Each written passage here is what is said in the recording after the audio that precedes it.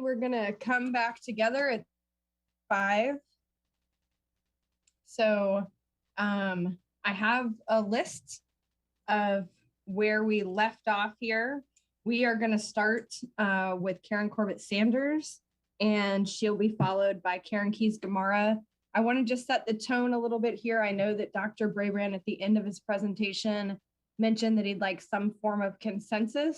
This was not a conversation that we had as a board together or leading into any takeaways from meeting managers. So I just want us to be careful. I definitely want us to be specific in our feedback that Dr. Brabrand is soliciting, but also let's wait to decide sort of how we're moving forward as we gather more information with reference to these questions. So we're going to do our normal 3-minute format here in the beginning. We're going to try to let as many rounds go as we need to get somewhere today. And so we'll start with Karen and then followed by Karen. Thank you, Laura Jane, and I appreciate it because as I mentioned to you, I have to step out briefly for a meeting. So first, I want to talk a little bit about the Bridge to K and Bridge to One program, not only for this summer, but moving into the fall. We've had a lot of conversations as a board, and we've gotten input from the NAACP about the structured literacy approach and how important it is. We also know that in the past, Fairfax County had a very structured approach called the Success by 8 program for literacy, which given budget concerns and others, it was removed. And so I would like to hear from Dr. Presidio a little bit more about the structured literacy that is being embedded in the summer programming, as well as how it's being teed up for the fall, because we know that we have significantly lower enrollments over the summer or for this year in our youngest learners. And we know that they're coming up on that 8-year mark. And so if you could address that. The second area that I wanted to raise was on the concurrent, and just kind of talk a little bit from a budgetary perspective that Dr. Brabrand, you said it's $3,850 for the cost of concurrent by virtual by going with Virtual Virginia. I'd like to hear some other options besides that, but I also want to raise attention to this, to the point for my colleagues that the cost of in-person instruction for each of our kids is substantially higher than $3,850. And so we would be supplementing or supplanting the in-person with a full year commitment for virtual. And so I'd like to hear a little bit more about that. And then I've also heard quite a bit about the busing situation. And I just want, if maybe Francine Furby can talk to us a little bit about the process for our buses, whether we're actually requiring masks, how we're enforcing the mask. I understand we've gone to 2 per seat. What are we doing for those buses that used to have 3 per seat?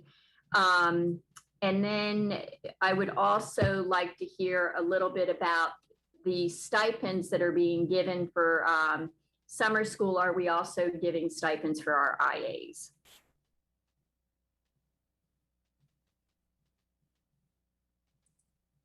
All right, I apologize, Ms. Corbett Sanders. I couldn't get the mute button to work there. And I can start with your first question, and then maybe Dr. Brabrand and others can address some of your additional questions. Your first question around literacy, I really appreciate it because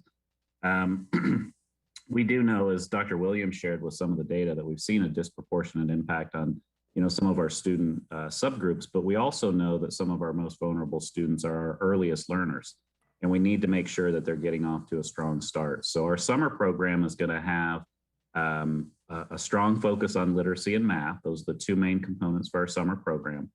And we will be providing additional support using ESSER $3 next school year to provide students with additional supports, and likely are anticipating that we'll need to provide some additional summer supports in summer of 2022 as well. So we're taking a long view to some of the unfinished learning that students might need some additional support in completing. The approach to literacy that you mentioned, I also appreciate because we are doing a lot of continuous improvement work in our literacy program right now. I know that some board members have raised some questions, and there's a work session, or excuse me, a forum topic, I believe in June, where we want to discuss a little bit more about where we're going with our literacy program. But I would just say for right now, we definitely are moving forward with continuous improvement in what I would say is effective practices based on the science of reading. And what I mean by that, particularly at the early grades, as you mentioned, is taking an evidence-based approach to providing direct, explicit instruction in all 5 literacy domains with particular focus on phonemic awareness and phonics skills in our primary grade levels. And that's really, really important. And we know we have improvement work to do there. We have additional curriculum improvements that we need to make, and we have a lot of professional development work that we need to do with our staff to make sure that all of our teachers are comfortable and are able to provide high quality literacy instruction, which again is one of the most complicated things that teachers are asked to do, is to teach all students to read. So we do have a lot of continuous improvement work that we need to do. I appreciate some of the recent advocacy from the NAACP and Decoding Dyslexia. We'll continue to work with those groups as we move forward with making adjustments in our program. But short term in the summer, a focus on literacy, using some of those strategies that I just discussed based on the science of reading, and making programmatic changes as we move forward into next school year and beyond. So Dr. Presidio, I know, as you know, I've actually put in a question to you and to Ms. Burden about how we can actually fund this through ESSER funds. And so, and having a plan of action that goes beyond this summer. And so I just look forward to the answer to that question being shared with the whole board, because it is something that I really appreciate that Ms. Pekarsky and Mr. Frisch have framed a way of really evaluating that, but if you could also make sure that you address the financial. We will. And if I could just briefly respond by saying, well, you know, as soon as we develop our final budget in terms of the proposals that we would make for ESSER dollars, then we'll be happy to answer that question. We're still in the final stages of that right now.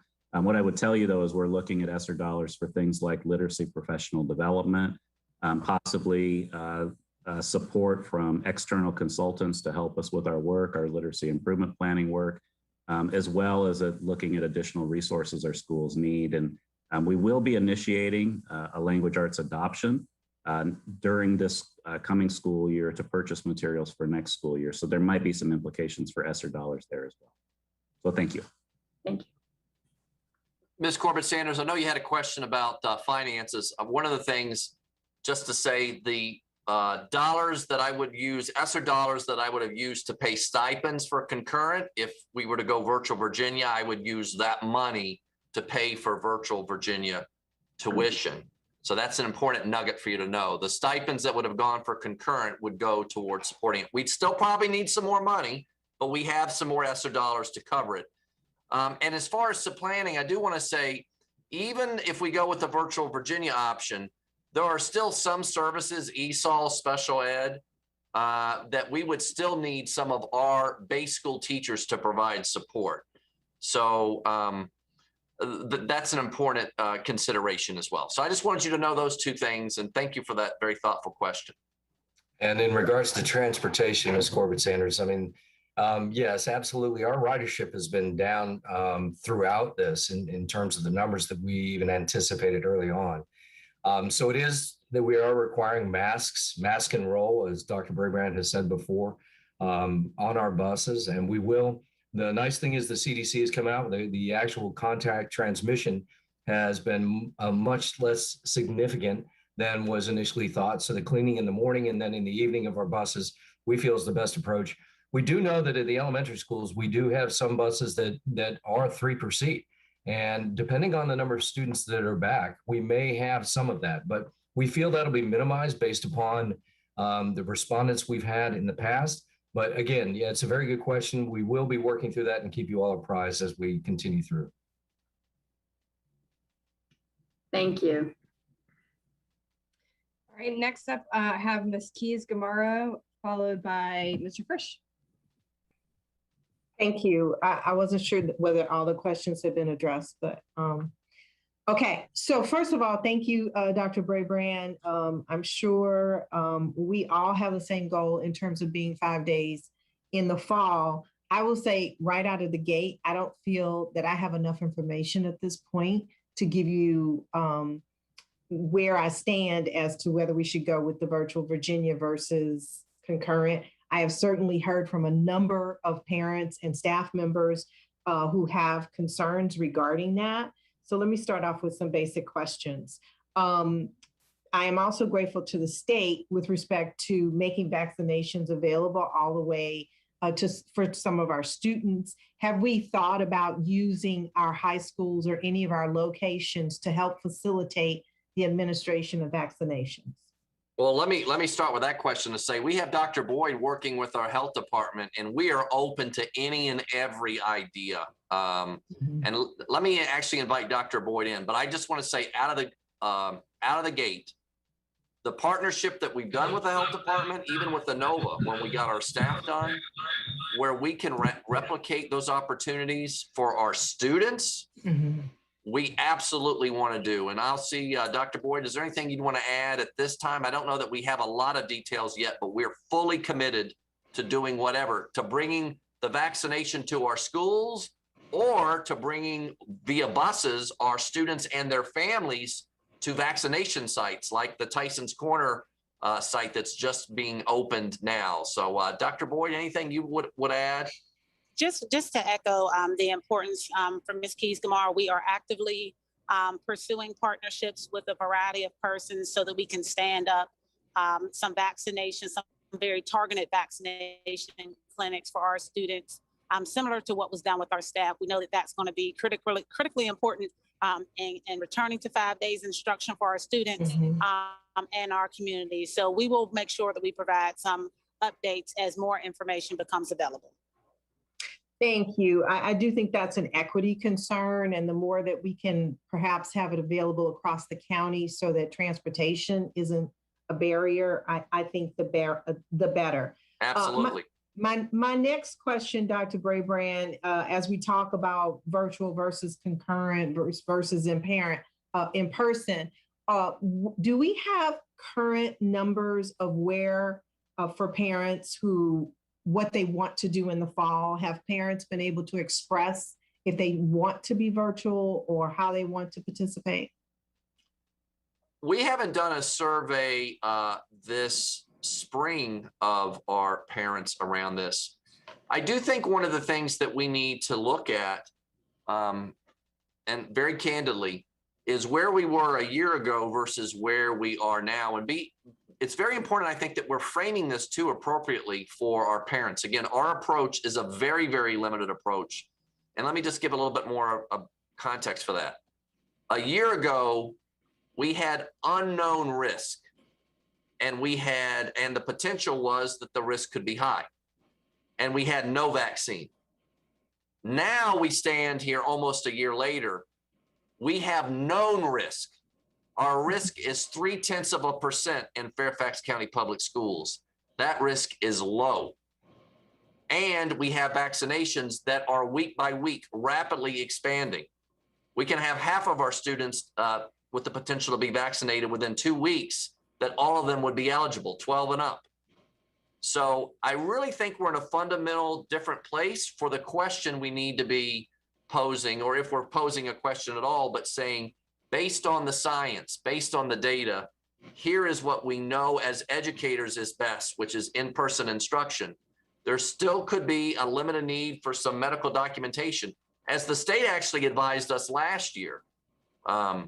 And so that's why we've recommended the approach that we have. I appreciate that, Dr. Braybrand, and I'm grateful for the progress we've made in a year collectively as a community and within FCPS. My concern has to do with when you talk about concurrent, my gut tells me that, and I've heard from some parents who want their kids to be a part of the classroom community, whereas staff members may not feel as though that is the best way to deliver quality education, best practices. There may also be some parents who have objections to that as well. And so as we say that we're going to have a limited number of people who would be eligible for that concurrent experience, how are we identifying that community so that we can properly plan? How are we going to identify that community for those that would ask for the medical documentation eligibility for that? To be a part of concurrent. I mean, there's maybe a couple of parts to that, right? There may be some parents who are perfectly saying, we want the full virtual experience. We don't want concurrent. But there may be some parents who want to feel as though they want to be a part of that classroom community for whatever reason. How are we identifying that or getting out information as to how we are going to be able to administer that? So I think the best way to describe it is that our intent is to communicate out very soon, days after this, to our families. The message is to our families, it's time to return to in-person instruction. Our data says that's the most equitable. Our data says that's the best. And our health data says it's safe and there is minimal risk. So as educators, that's our first obligation, is to share that message. And frankly, I think all kinds of messages have been shared during the pandemic. We need to share a message based on our data, and we have it now. We need to do our health data and our academic data. So I do agree with you that an advantage of concurrent is keeping the connection with the classroom teacher and that community school, right? That's the advantage. Again, the disadvantage is some of the additional work for the teacher and some concern among some families. Well, is my kid getting enough attention either in person or, frankly, under this scenario, for being virtual? Because we're really only talking a couple of percent that we believe will seek this sort of exception and go to get medical documentation. So it's a little bit of, and this is what we're doing now, hearing from you all about the balancing act of taking the pros and cons of the approach and saying, hey, overall, yep, there's pros and cons to each, but this is the best way forward. What I want to overemphasize is the large, great majority, the overwhelming majority of students next year can and should receive in-person instruction. And that's what we're proposing here in our presentation today. I guess what I'm struggling with in trying to figure out how to give you an answer is, how are we identifying that community? Are parents being given a choice with respect to, despite, and I agree with the science certainly, but parents are going to say, but I want X, Y, Z. How do we identify that community, and how do we make sure that as they're making those choices, they understand what's available in the virtual Virginia versus what we would offer in the classroom? Yeah, let me see, Sloan, if you'd like to share a little bit of information. And also, Lisa, I know you're working with your team about our community outreach, which will include our 5 days returning in person, but also making sure families know about that medical documentation option if they want to keep their kid virtual. So Sloan or Lisa, would either of you like to add some additional comments?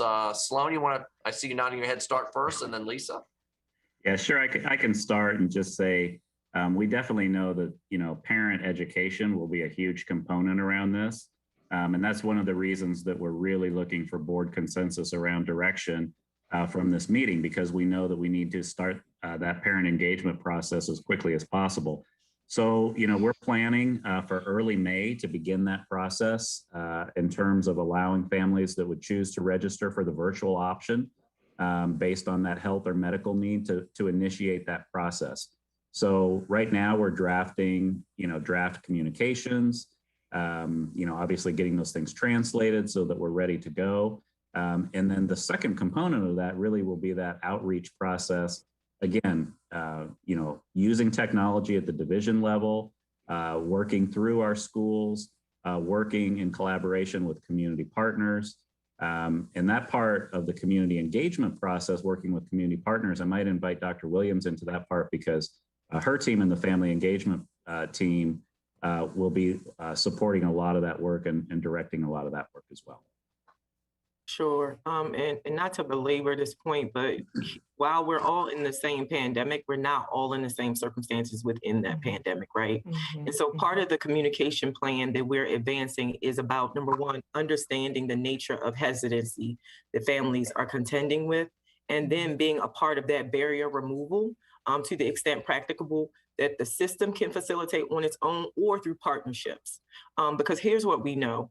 For our students who are most vulnerable, being in person is their best fighting chance at getting access to that quality instruction. Online, there may be lots of things that we can do really well, as the evidence shows, but students who are dependent on that engagement for a whole range of reasons, from the social emotional connections to academic access, et cetera, we know what happens when they are estranged from the schooling environment. So to the extent that we can understand our community and their lived experiences of this situation and make those adjustments, that's the whole point of the communication plan. And why we want it to be grassroots in terms of how we get information that then informs our practice.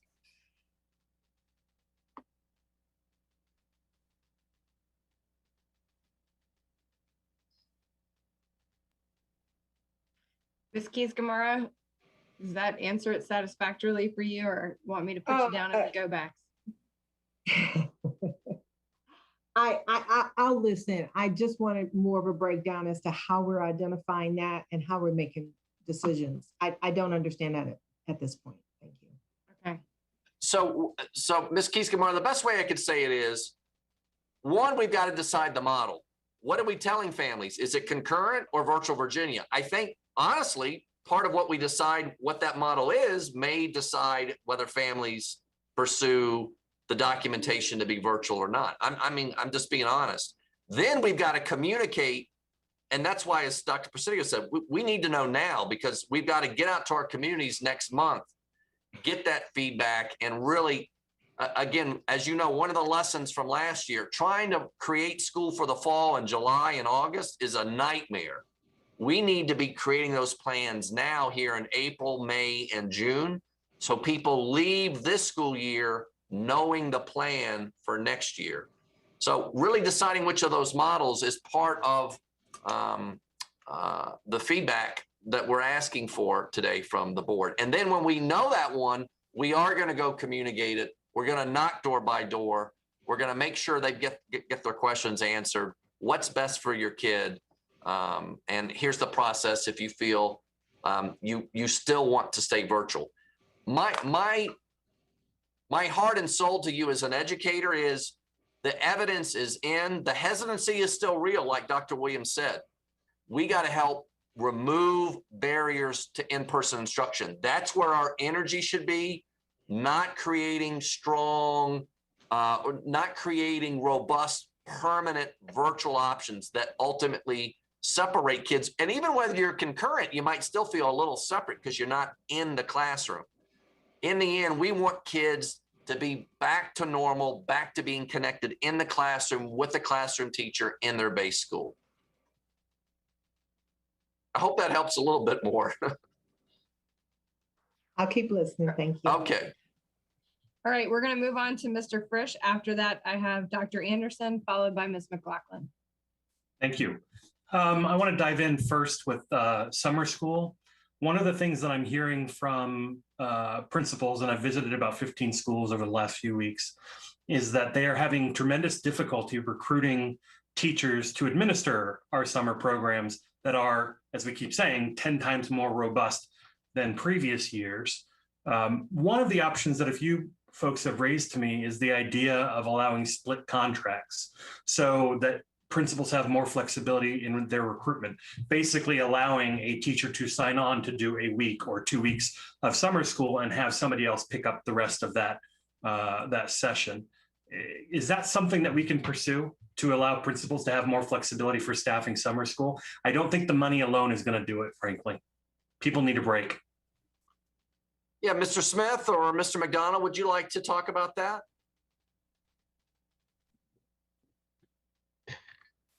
Hi, good afternoon. So yes, that's something that we have not done in the past, but the team is actively exploring how we can operationalize that. We do want to provide every opportunity for flexibility to ensure that we're able to get as many teachers involved in helping to support these programs.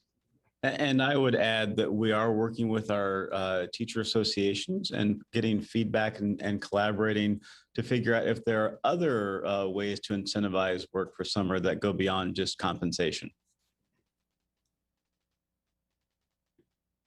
I'll just underscore that we need to give people another avenue of continuing to serve this summer so that they still feel like they're getting the break that they've not had. You know, even spring break was kind of spoiled with the tension over what we were going to be doing with 4 days a week. Moving on to concurrent, I imagine there are a lot of teachers sitting at home right now who are surprised to hear the word stipend being associated with concurrent and wondering where their stipend is for this past several weeks or months. I'll be frank, and this is something I've communicated to my colleagues and to you, Superintendent Brabrand. I can't support concurrent, and I don't think I can support Virtual Virginia as the only alternative to concurrent either. I'd be interested to know, I'm aware of a letter or some communication that's been made by our principals associations, our DSSs, and our teachers associations that suggested a different approach, which would be standing up virtual instruction on a pyramid and regional basis, which it would look a lot different than concurrent or Virtual Virginia. You mentioned that several other ideas were discussed. What were they, and what are the other considerations we should be thinking about? Virtual Virginia can't be the only alternative to concurrent. Well, we looked at other alternatives, and I'm going to let Dr. Presidio begin to talk a little bit about that, and then see if there's other members of our leadership team that would like to add their voice. Sure. Thank you, Dr. Brabrand. And I appreciate the question, Mr. Frisch. And I do want you and all the board members and community members to know, this isn't a recommendation that we came to lightly around concurrent or Virtual Virginia as an alternative.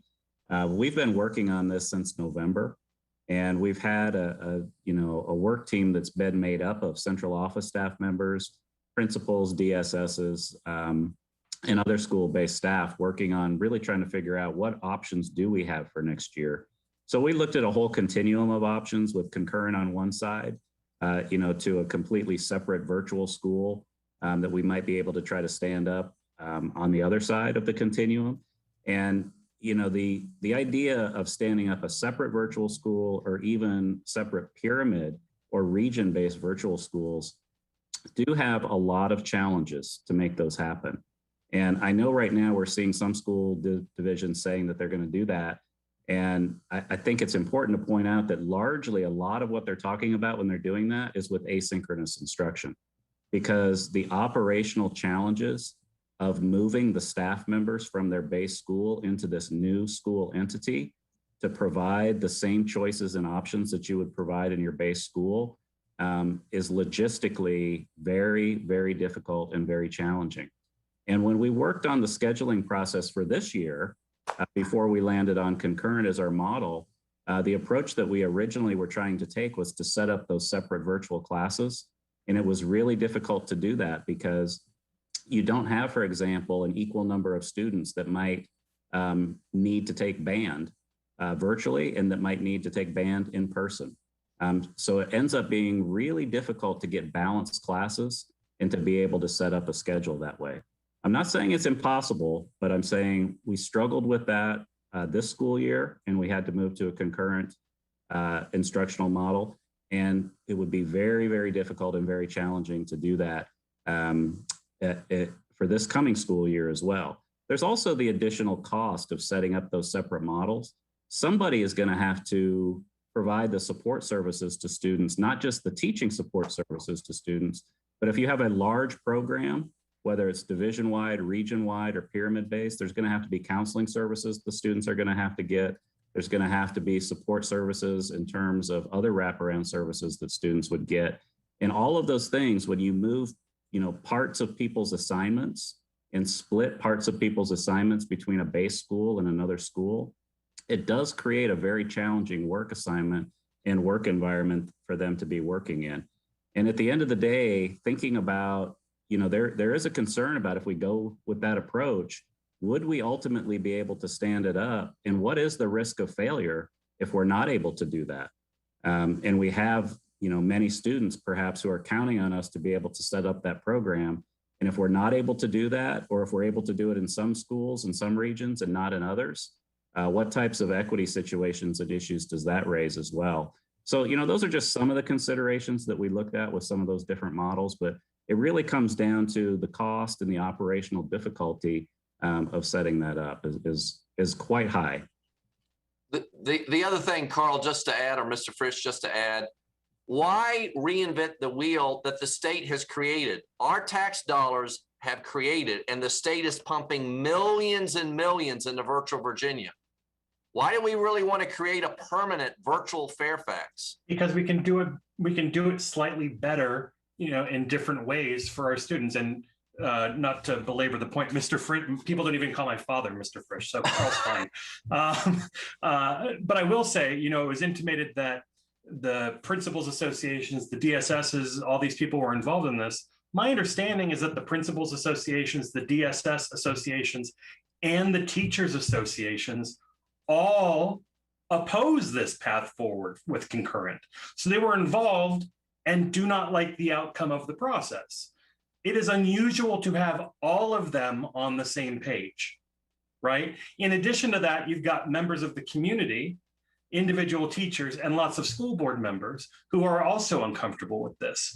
My asking about virtual Virginia is that it feels like it's a choice being offered to make concurrency more palatable. And I think that there are other things we can do if we have the will and the muster to do it. My final comment would simply be, I think we need to be very careful before we communicate in creating what I think would become a permanent virtual local option. I think creating two separate systems in FCPS is short-term and, more importantly, long-term, not in the strategic best interest of students or public education in Fairfax County. I appreciate that. Nobody's saying it needs to be forever. I think that is a response to a different suggestion that nobody made. Well, I believe once it's created, it will not be taken down, and we don't have the risk associated with spending all the time, money, and effort to stand up a second system that the state is spending millions of our tax dollars to do. I don't know why Fairfax County Public Schools folks would want to spend tax dollars to replicate that a second time. That would be we would provide supports for virtual Virginia for some of those services they don't offer in that model, but to replicate all of it feels like duplicating resources. That would be my response. And, and Mr. Frisch, I would say and to all of you, I have a commitment to collaboration. I always have been. And sometimes, as you all have talked about in your own journeys, you collaborate, but people arrive at different conclusions. So we collaborated and we did reach a conclusion not everybody agrees with. And I would also say, associations are part of a voice of a diverse group of voices in our system. Our survey for teachers says 75% of teachers were satisfied teaching concurrent. So were they asked, would they rather teach a different method? Carl, your bell rang. So I want sorry. to continue this. I'll take a go back. I apologize. Go ahead. Yes, no.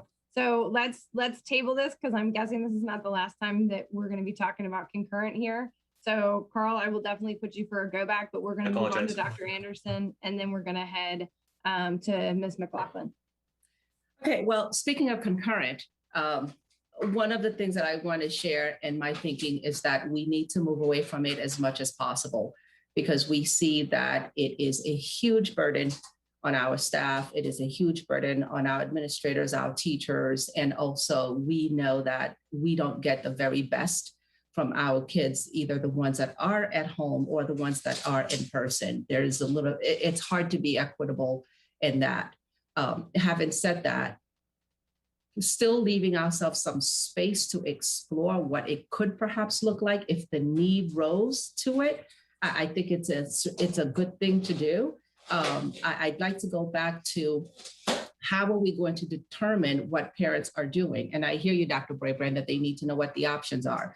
I think Virtual Virginia is a fine option. I think it's an option that we actually talked about several months ago, this was brought up by Ms. McLaughlin as to why we weren't even exploring that as a more significant part of what we were doing during the school year. And now we are doing that, and it's an established system. So I want to throw my weight of support behind that, behind exploring that. We also have to be mindful of the idea that we can do it all. We have been tested throughout this year, and we've realized that bandwidth is limited. We cannot stand up all of these systems to be all as successful, to be equally successful. We all have been really celebrating the fact that we have turned a corner on certain issues regarding COVID, with the advent of teacher vaccinations, with the oncoming students being able to be vaccinated. We want to return to 5 days, and we should not undermine that plan with trying to do too much. You know, we've talked about, again, I'm quoting Ms. McLaughlin here, let us hone in and focus on 5 days of instruction as much as possible so that we can get that right. That's also a heavy lift that is coming up, because right now we have kids, we have schools where we may have 5 kids to a classroom, 10 kids to a classroom. We still have a Herculean effort still in front of us to get our kids to 5 days, where it's not going to be 5 days where you're in the classroom on a computer and at home on a computer. That is not what we want. And I know I see it daily. I see it every single day. I'm seeing it right now because my kids are in the same room with me as I take this meeting. So I want to be sure that we can realize that we cannot have choice. If our goal is to return to 5 days of instruction school, then let's do that. And of course, let's work for our families that are in those circumstances where it does not allow them to do that. Let us do that. Let us create a discussion around this by name and by need. It's not the same choice. I don't think we're in that same space as we were last July. Being that I took all of my time to pontificate, I would like to go back to my questions. Thank you. We have Ms. McLaughlin followed by Ms. Derenak Kofax. Ms. Cohen, before my time starts, I would like to ask a process question. Of course. You know, we've got 3 meaty topics in front of this board right now. What are we doing with current, 4 days? What are we doing for summer? What are we doing for fall? So what is the time estimate that board members are going to be having minutes to ask questions? I need to know that so I can triage my own questions accordingly. Sure. The goal certainly is everybody get through the 3-minute first. I'd like to do a 2-minute second go back round. And then I'd like for folks who continue to have questions to have the opportunity to do that. And if people need to peel off because of other, other commitments, as long as we have a quorum, I'm committed for us to keep going, because I agree with you. This is a heavy one. Thank you so much. And I am mindful of staff and board time, but I'm looking at 2:30 and it was concerning. So Madam Clerk, or whoever's keeping the time, I'd appreciate it if you could now set the clock. So I'll race through what I can. First, just picking up on where Dr. Anderson was, absolutely. I think that Dr. Brabrand, we need to really think about what you've been saying. Return to pre-pandemic operations. And so I want to suggest to you that we have pre-pandemic great operations on homebound students with health conditions who virtually attend classes. That's something we did pre-pandemic. We should still have that option for our health students with notable health conditions. For families where they are concerned about the pandemic and the virus, that is where Virtual Virginia needs to be their other option. I want to reinforce what Dr. Anderson said. We can't run 2 campuses. We have a teaching shortage. We are not an online campus school system. So for that, Virtual Virginia is for people who are not comfortable sending their children in school from the COVID fear. But for those with health conditions, I want you to speak, please, to your commitment that doesn't go away. It was great beforehand. You or your team.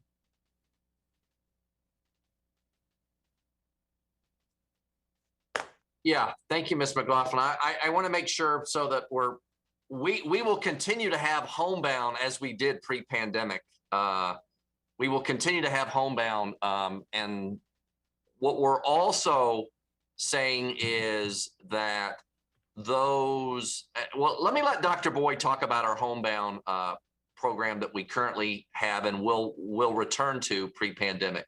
We're also saying, though, that those that feel they need to have a virtual need, we would still ask them through a very similar process to homebound to say, I have a documented need to do virtual. And that whether it's homebound or whether it's the virtual Virginia would be our approach. But Dr. Boyd, let me let you bring your voice in here to bring a little more clarity to the homebound process that we will have returning to in the fall. Certainly, and I welcome the opportunity to speak in tandem with Mark Greenfelder as, you know, we're transitioning, but we certainly will continue to have our homebound instruction program as it existed pre-COVID, where we have a certain number of full-time and part-time teachers to provide those services in person to our students. Our thinking around supporting students who had issues related to COVID that would have a documented need, medical, social, emotional, or a high risk, that those were the separate categories that we would look at providing that, whether it be virtual Virginia or concurrent instruction, those options to those students. So our process would be similar in terms of really wanting to have a physician to document that there was a need for a person to have a alternative educational program, if you will. But we would still, for those persons who qualified for homebound pre-COVID and met that criteria, they would still be supported with pre-COVID-like supports through the homebound program. But that this new process would be specific to medical, social, emotional, or high-risk pieces, specifically as it relates to COVID in our current pandemic. And I certainly offer the availability if Mr. Greenfelder has any additional information to share regarding our homebound program. Thank you, Dr. Boyd. No, you covered it very well. And to Ms. McLaughlin, I can certainly assure you that we will absolutely make sure that our homebound students have the same pre-pandemic access that they did to all their classes that has gone on during the pandemic. And we will certainly make sure for those students it continues. Absolutely. I know that there's just not time for this more in-depth dialogue, but I want to reinforce something Mr. Frisch said. The word concurrent sends massive stress for our teachers and frankly, all of our school building staff because of the stress. I really think we need to be very thoughtful about what this terminology means. Virtual attendance that we had pre-pandemic for students with health conditions is not concurrent learning. And I don't have time to debate it now. That's correct. I think that this is where Dr. Braybrand, we're gonna need you and your team to spend some more time talking about how do you decouple this pandemic language with pre-pandemic services. Yes. And that's where I'm at. You're spot on. So Mr. Frisch, thank you. You've been a really strong voice. All of us, I think, are on the same page. We are not doing concurrent in the fall the way that our teachers and staff have struggled to do that. And that's got to be very clear. The other thing, Dr. Braybrand, is I think we're going to have a budget conversation. Virtual Virginia is about $4,000. We estimate about $15,000 to educate a student. That's an $11,000 delta. So when I saw your price tag on one of your slides on 25 million, I think that was the number. That's not going to be the case. So can Lee or someone talk about why they think it's going to be a layered on extra cost as opposed to technically there could be cost savings, but certainly not a cost increase?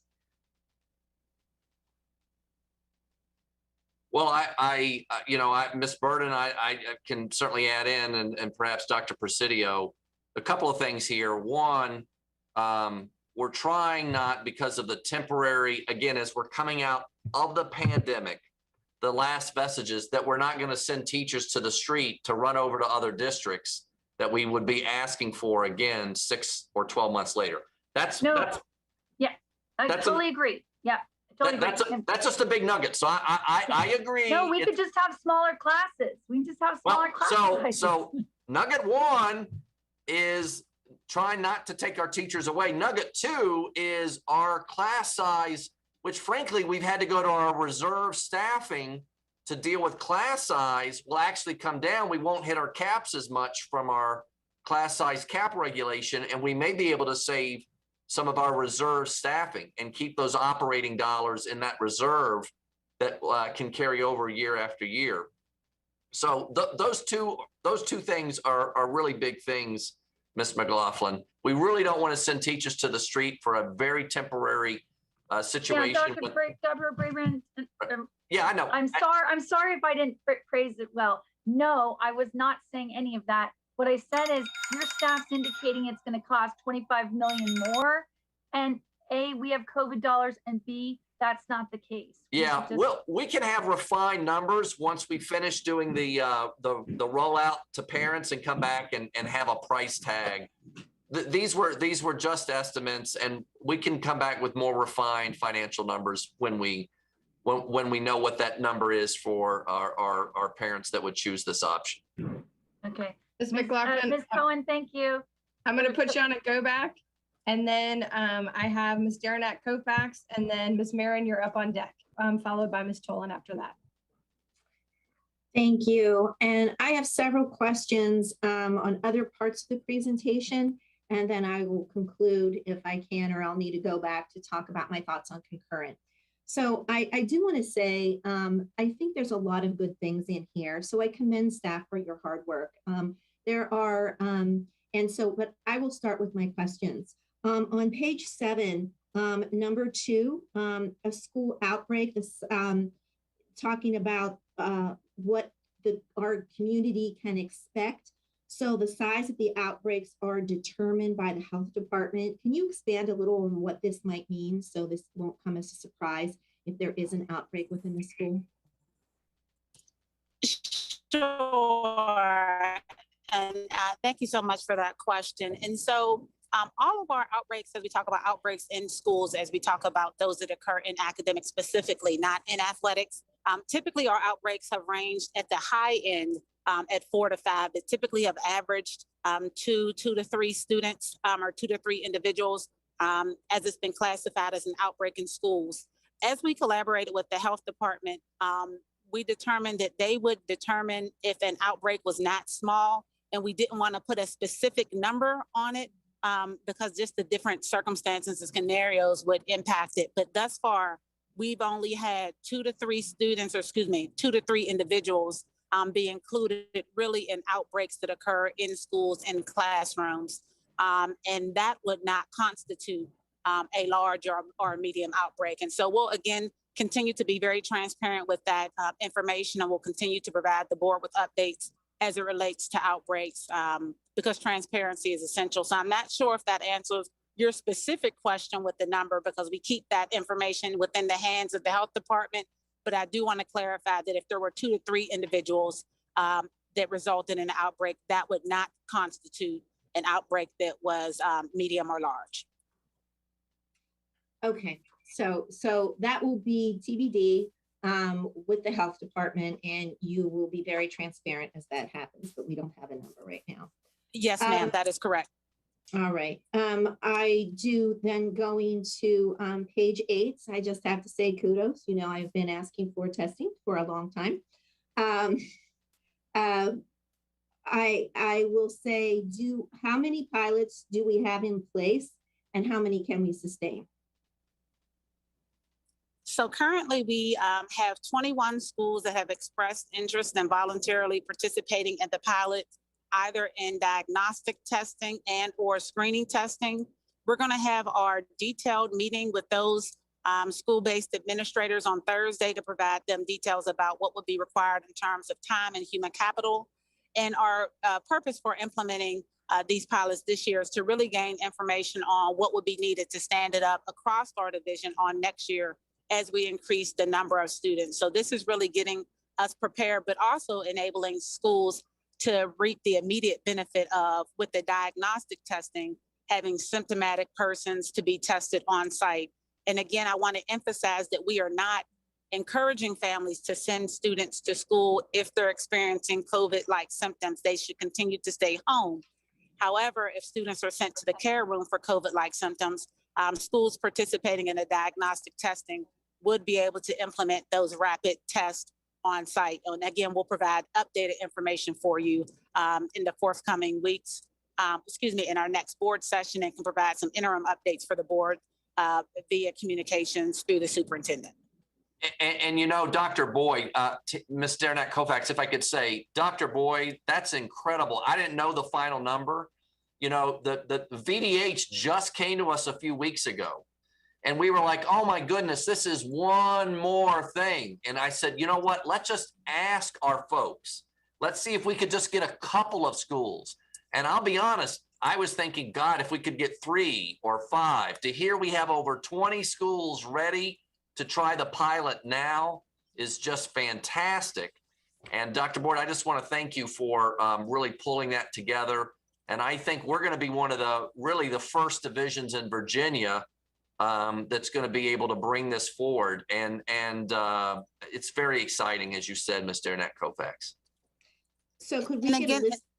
Yes, I just wanted to clarify that the 21 schools that I'm referring to, these are schools that expressed interest in learning more about the details of the pilot. So after our Thursday meeting, I'll be able to provide a final number and a list of schools that would like to commit to engaging in one or both of the pilots. But I just wanted to clarify that the Thursday 21 schools are schools that are interested in learning more about the actual pilots. Thanks, Dr. Boyd. Okay, thank you. And you said after Thursday, you'll provide us with more information, like possibly who there is and just a tentative date. Like, so you're going to start it up in the next 2 weeks or so? We're trying to start it up as quickly as possible. We've engaged in a number of planning calls. We've partnered with the health department to learn more about the process. We actually met with Dr. Sinha today. We participated in a VDH call and some focus groups all around testing. So we've been actively engaged with a variety of stakeholders, and we are having to navigate some things in terms of setup, CLIA waivers and other things, but we're working on that on the back end because we want to make the work as minimal as possible for our school-based employees. But certainly we are working to get this up and running as quickly, but as efficiently as possible. All right, thank you so much. My next question is on page 18. I am excited about the summer learning programs. And I think it's also great that our FRM students will be offered free enrichment courses.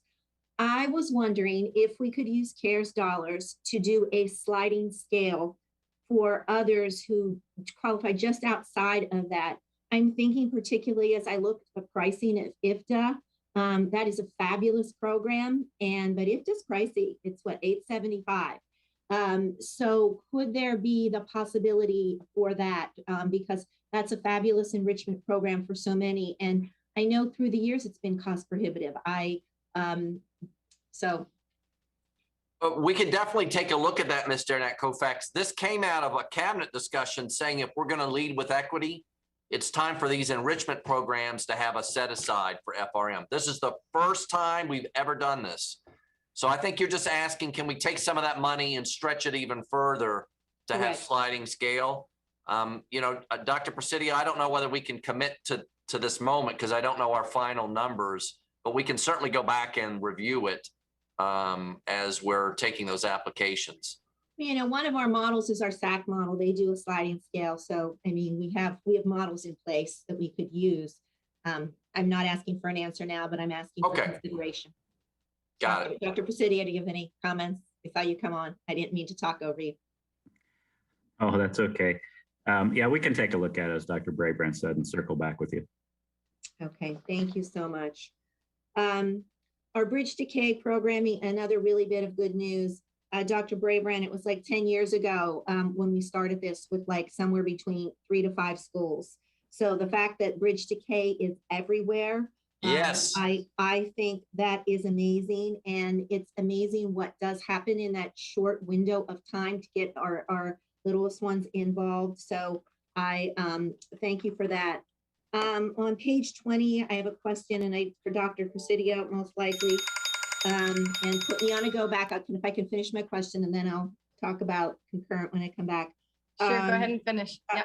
20, is there something you can, because I am really concerned about the high schools, particularly two that I represent that have high percentages of SLIFE students.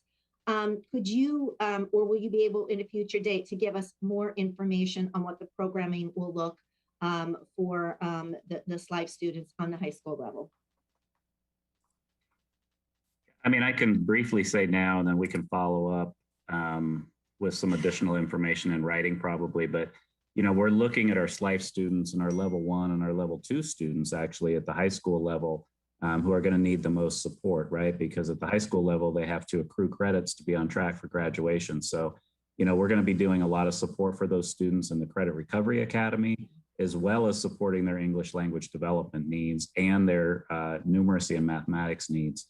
So they're going to be getting intensive support both in the content classes that they're taking as well as in English language development. And we can get you more additional information in writing if that would be helpful as well. That would be helpful. I would ask that as a Sure. next step, I guess. So thank you.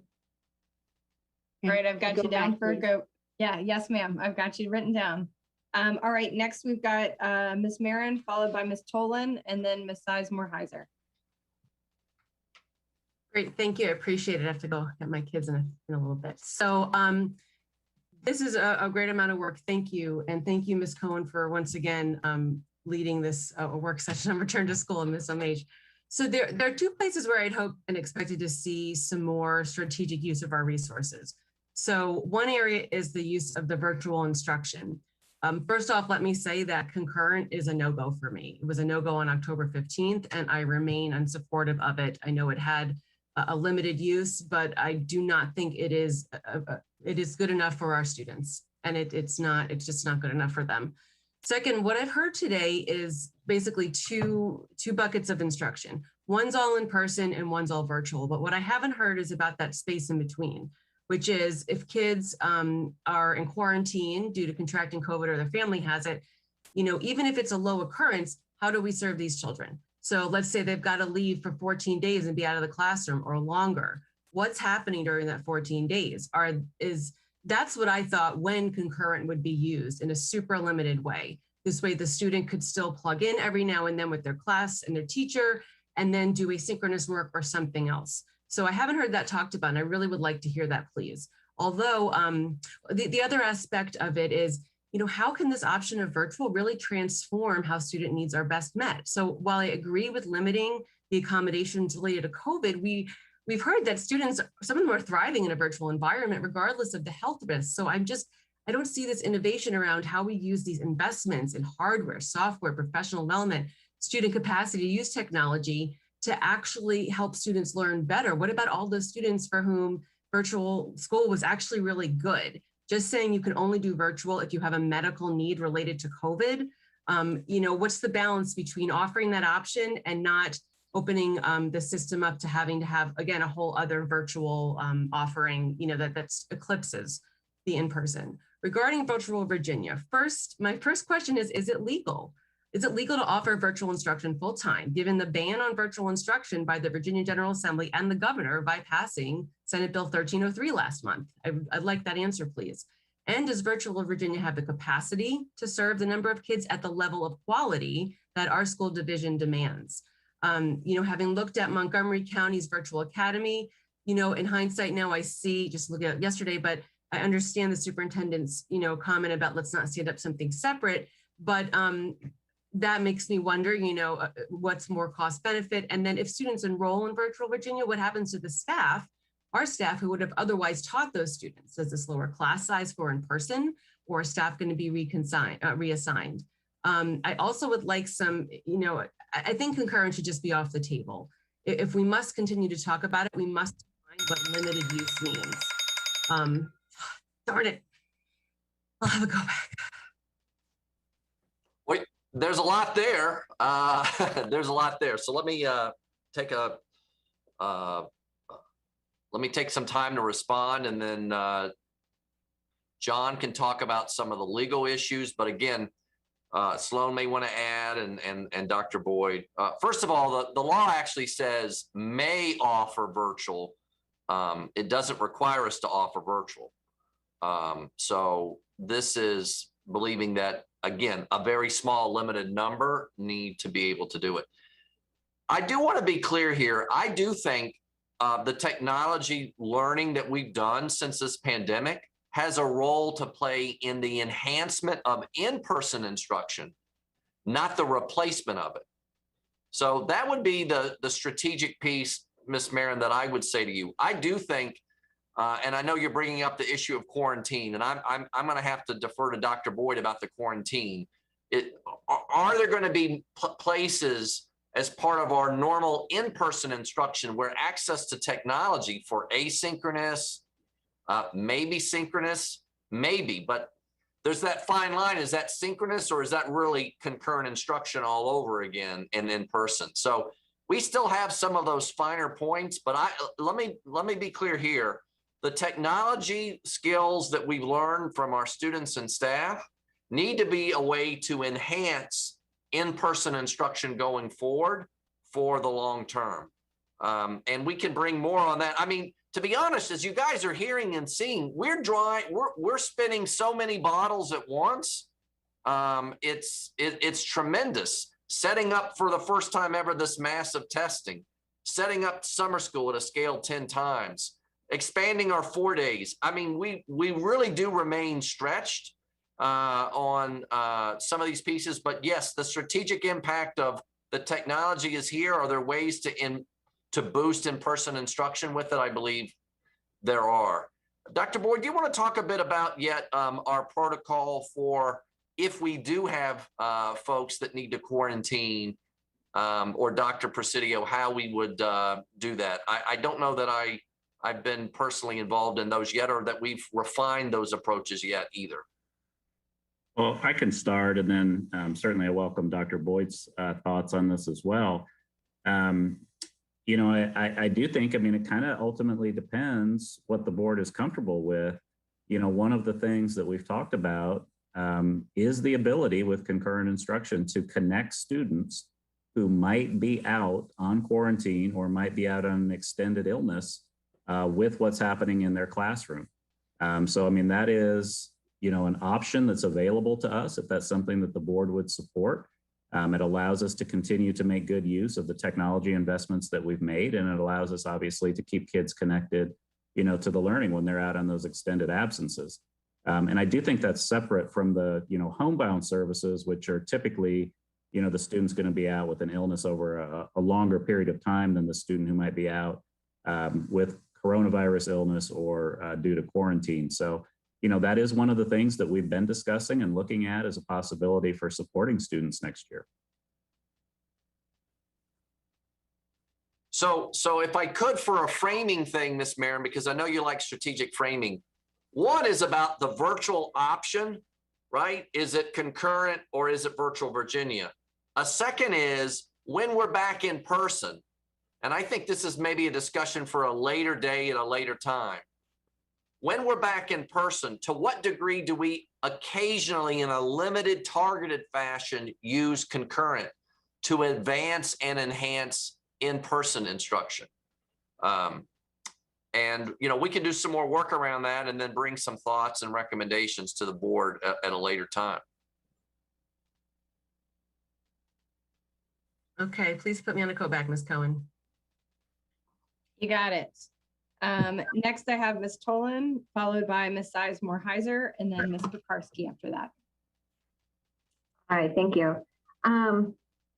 I would just like to say I've been visiting a lot of concurrent classrooms, and I've visited a lot of virtual classrooms, and I've spent a lot of time in in-person classrooms, of course. And, you know, I think one of my principals said it really well. You know, concurrent really was a patch for an extreme situation, which made, as you were just talking about, you know, make it a good thing to use in case of quarantine or something like that in a very exceptional situation. But I would really prefer to see students either in a virtual classroom or in an in-person classroom for a learning environment. So that's kind of my read on concurrent. I do, you know, understand the logistical ease of concurrent for, you know, our sort of large, our district picture, but it doesn't allow for any kind of logistical ease and spontaneity in our classrooms, which I really, really hope that our teachers would have, you know, when they're teaching with our children. I don't know a lot about virtual Virginia. It does seem very expensive. So I would certainly be open to, looking at some kind of a combination. I don't know if that's even possible. A virtual Virginia, you mentioned earlier, we would have to augment it anyway with special education services and other, ESOL services, et cetera. So is there some way we can have some virtual Virginia use our online campus for some student use, et cetera? How I would really like to be think about how we could be creative in what we need to offer. The other topic I would like to bring up is you mentioned returning to the pre-pandemic bell schedule. And I just wanted to clarify, particularly for our secondary schools, that would mean we would no longer have these 8 periods that we've talked about. We would go back to our 7 periods, and with whatever is Saxon time, Highlander time, whatever you would call it, that we would utilize for homeroom periods, and that the majority of our social emotional learning would be done, with our MTSS teams, with now having our students in person that could be identified for needing that type of additional support. So I'm just curious what you were thinking as far as the schedule for high schools and middle schools in particular. Dr. Brabrand, I could try to take a first shot at responding to that one. We are working with the schools to finalize bell schedules right now, and we're working very closely with principals and DSSs, so that work's not complete. But one of the things that we've really been discussing is trying to have options for the schools about where they would embed the social emotional support, because I think the consensus is pretty clear that we need to continue to do that work. And schools need choices about where they do it. So for some schools, it might be in their advisory periods, and other schools, it might be in the homeroom. In other schools, it might happen somewhere else in the schedule. So what we're trying to do is work right now on a framework around what social emotional learning objectives would really look like, I guess, for next year. And then some different options for schools about where to fit that into their schedules. And then, as I said, we're working to try to finalize those bell schedules. And that's, not just working with the, with the schools, that's working with the transportation department as well. So there's a lot of central office school-based collaboration on that. And we're pretty much where we are this time under normal operating conditions in terms of getting that all finalized. So we're on track. Yeah, I wasn't even necessarily thinking about exactly what time does school start and school end, but just how are we going to set up, and maximize, get back to maximizing the academic time that we had for each of our subject areas. The other question that I wanted to bring up is, I noticed you had FCPS by the numbers and you had 50 outdoor classroom spaces. So I'd like to know what the definition of outdoor classroom space is. I'm guessing by those numbers, it just means a tent. And so I'd kind of like an update on that. And then, definitely need to go back. So I'd like a little more information on what outdoor classroom space means. Sure. Mr. Planenberg, do you want to talk a little bit about our tent plan, our work with outdoor classrooms? Yes, absolutely. I mean, when we talked about currently have really a number of tents that we've actually ended up ordering already. I mean, we ordered a total of 40 outdoor tents. 5 schools have tents already set up and ready for student use. And there's the same schools from Facilities Outdoor Classroom Pilot that began last fall that was an interest of many of the school board members. Those locations are Belvedere Elementary School, Centerville Elementary School, Carson Middle School, Holland Meadows Elementary School, Mountain View. And, we have 10 additional tents that have ordered in February that arrived a couple of weeks ago that we're in the process of installing Franklin Sherman Lemon Road. And they're in the final stages of being set up. So we have 5 more schools, actually many more now, that have requests for outdoor eating. Shreveport, West Lawn, Kent Gardens, Haycock, and Chesterbrook. We have 25 tents, 1 for each high school that are expected to arrive in the next week or so. And 6 high schools are planning on using those tents as part of their outdoor graduation ceremonies. Of course, as many of you know, the Get to Green folks have compiled the guidance for using outdoor learning spaces during COVID-19 as a resource for school staff in using formal or informal outdoor learning spaces. But lastly, facilities working with procurement on division-wide purchases of 2 per elementary school, 3 per middle school, and 4 per high school. Now, a lot of that takes us taking into account principals' feedback, also the CIPTED evaluation through environmental design, crime prevention through environmental design, the location, where it will actually fit and how it will work in the ebb and flow of the instructional day. And that's the update I have for you this time. Thank you. Ms. Tolan, I've added you to a go back. Next, we you. have Ms. Sizemore-Heiser, Ms. Pekarsky, and then Ms. Omesh. Great. Thank you. I'm going to start with my summer questions, and then I may need to go back to fall. The first question I have on slide 12, we talk about the COVID impacts on student groups. I'm just curious how this data compares to previous gaps. We know that some of these gaps have been longstanding. So can you talk a little bit about the additional impact of COVID, or how this data shows an additional impact of COVID as opposed to a continuing educational gap? Ms. Sizemore-Heiser, I could share some initial feedback on that. You know, the information that was contained in that slide was developed by the Office of Research and Strategic Improvement, and they do have some comparison information to previous years. So we could share that as a next step with the board. I don't want to misquote the data, but a lot of those trends that you see, I guess I would describe for right now as similar to the trends that we've seen under normal conditions. So, you know, there is additional impact as a result of COVID on some of those groups, particularly our English language learners and students with disabilities. But again, the data is relatively similar to what we see in comparison to other groups during normal school operating years. But we could provide the comparison in a next step follow-up. That would be appreciated, because I know we have quite a larger summer school than we did before, but it still isn't going to cover perhaps everybody who may need some. So it'd be good to have some ideas and when we're trying to prioritize who to offer it to and who not to offer it to in terms of COVID-related gaps versus longstanding gaps.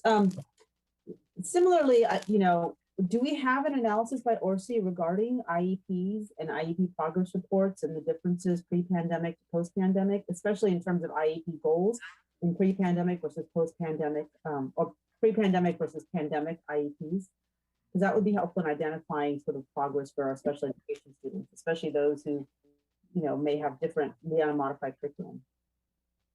Ms. Sizemore-Heiser, and I apologize for not having my video on. I'm going to be switching devices momentarily. But we have not this year had a report or a study by ORSI done comparing progress towards IEP goals pre-pandemic and post-pandemic. We can talk about how that might be able to be coordinated, and I can certainly follow up with that department to see how we can gather or aggregate that data. That would be great. I'm hearing, you know, from a lot of community members about the differences in goals and the differences in IEPs, and just it would be good to get some idea beyond grades of the impact on our special education students in terms of their IEP goals. So that would be helpful. I know it may be a big lift, but something to think about as we're moving forward, looking at recovery services and other services. So that was my first question. You know, this is great work, guys, and I invite, you know, with 3 minutes, it's hard to sometimes give the praise you all deserve. So I just want to put that out there that you all deserve a lot of praise for this work.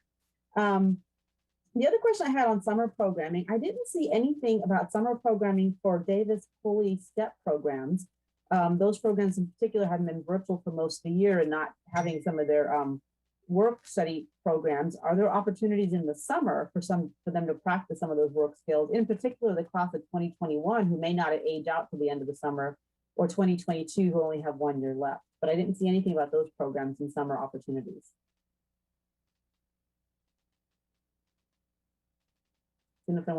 Dr. Boyd, do we have any information on that? Or is that something we're going to have to follow back up on and update the board? We can certainly follow up with that information, Dr. Brabrand and Ms. Sizemore-Heiser. Okay, that would be appreciated, just because I think it'd be great to give those students some opportunities, especially for that work experience that they may not have gotten for most of this year.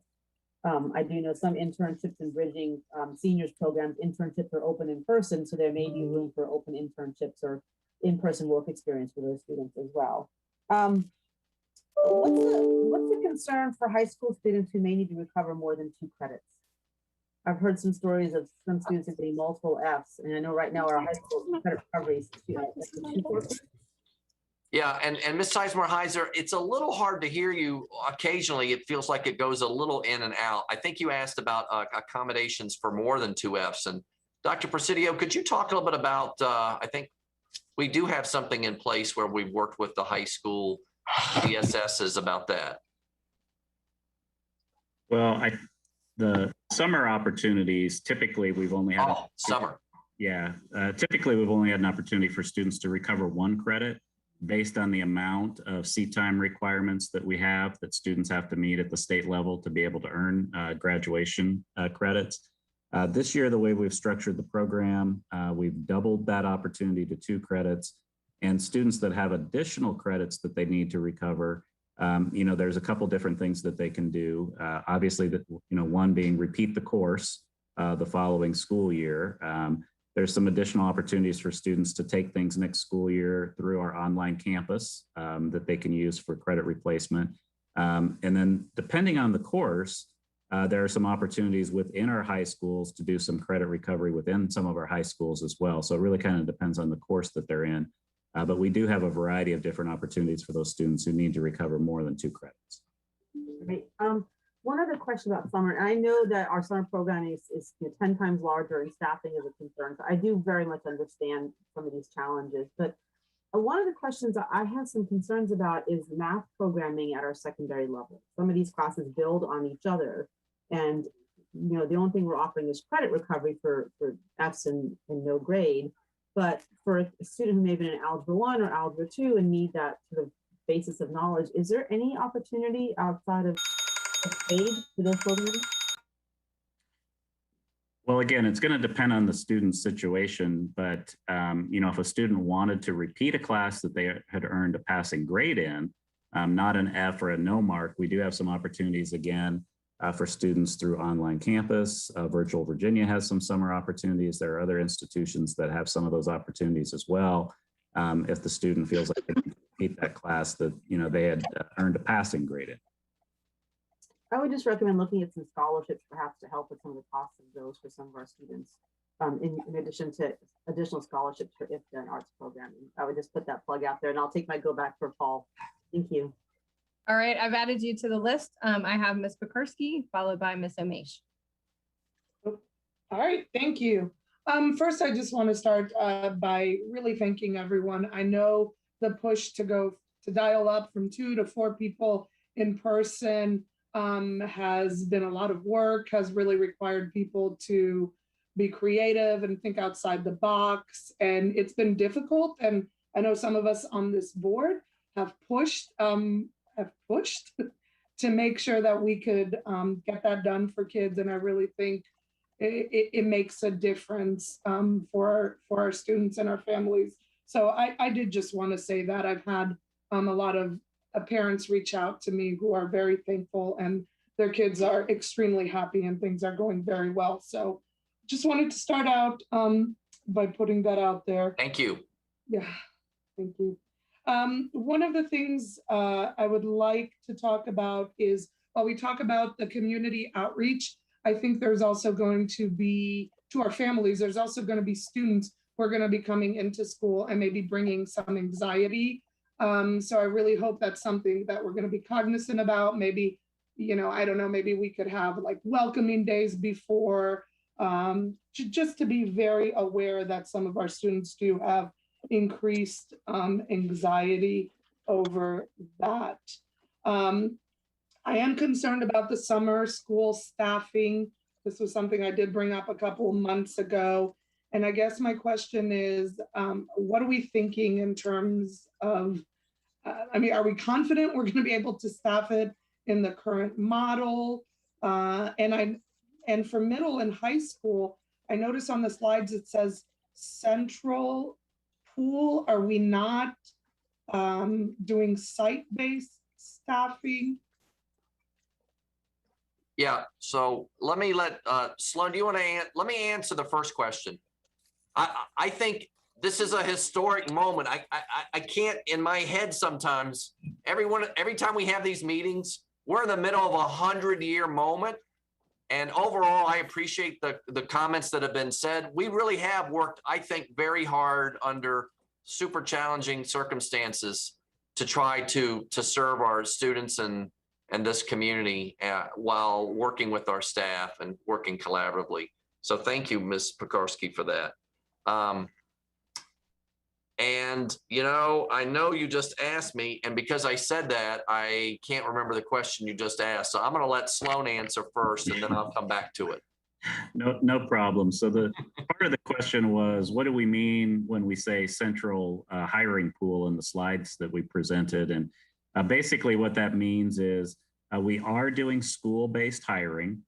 These are programs that are going to be at each of our individual schools. And we've provided in our budget for a site director at each school, so somebody to coordinate the program. Those individuals have been hired in our schools or are in the process of being hired, and they're leading the recruitment efforts within their own schools. What we're hoping is that when a school is able to fully staff their program in their school, if there's additional interest from staff members to teach in the summer programs, those individuals will go into a central hiring pool, and we'll be able to connect them with other schools that still need additional staff for their local programs. You know, your other question is, are we confident that we're going to be able to hire everybody that we need? You know, that's always an issue. It's always a challenge. Even in normal circumstances, you know, as we approach the beginning of a school year, we often start the school year with hiring gaps and vacancies that we need to fill. So, you know, I think this is going to be similar. You know, of course, we're looking at things to incentivize monetarily and, you know, other supports that we might be able to provide to teachers to incentivize participating. We'll look to connect, you know, teachers with schools. If a particular school has a staffing shortage and they have some kids, perhaps they can partner with a neighboring school and offer services in collaboration together. You know, we're going to go through the entire playbook of problem-solving strategies and, you know, do our best. And, you know, if ultimately we're not able to get everybody we need, you know, that of course then would mean that we would have a little bit reduced enrollment in terms of who we could serve, but we're going to do everything that we can to get fully staffed. One nugget there, Miss Pekarsky, and my memory now is clicked back in. So thanks, Sloan, for reminding me that it was summer school. We're not going to reach out to those parents when we don't have the staffing at the school. So we're going to have the staffing first, then do the reach out. We're not going to raise expectations, your kid's coming and then not have the staff. We're going to prioritize those kids with the need, and then with the staff, we're going to reach out to as many of those kids as we can, focused on our kids that have those greatest needs. So I think that's an important piece just to know. We're not going to tell people, yep, your kid's in, and then here at the last minute, pull the rug from under that child and that family for summer school. When that school reaches out about summer school, that school is going to know it has the staffing to support it to make it happen. Great. I agree. I think that's an important piece because I think we are setting expectations. And, you know, I don't want people to be feeling let down that we were not able to deliver on that, but it is based on our staffing capacity. I want to talk a little bit about beyond our summer school. What have we thought about what we are going to do beyond the summer to support some of our kids who need, you know, the extra support? I know we talked about maybe into, you know, summer school for the year after, but what about after school more robust after school programs, tutoring? Are we thinking about using some of our funds for that? Absolutely. Let me let Dr. Presidio talk a little bit about some of the hourly funds we had this year and looking at for next year as well. Yeah, so we allocated about $5 million this year of hourly funds to our schools to be used for small group and individual supports with students.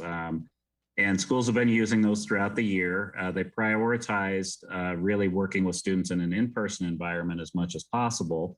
And we did reserve in our proposed budget for FY22 another $5 million reserve to provide similar services next year.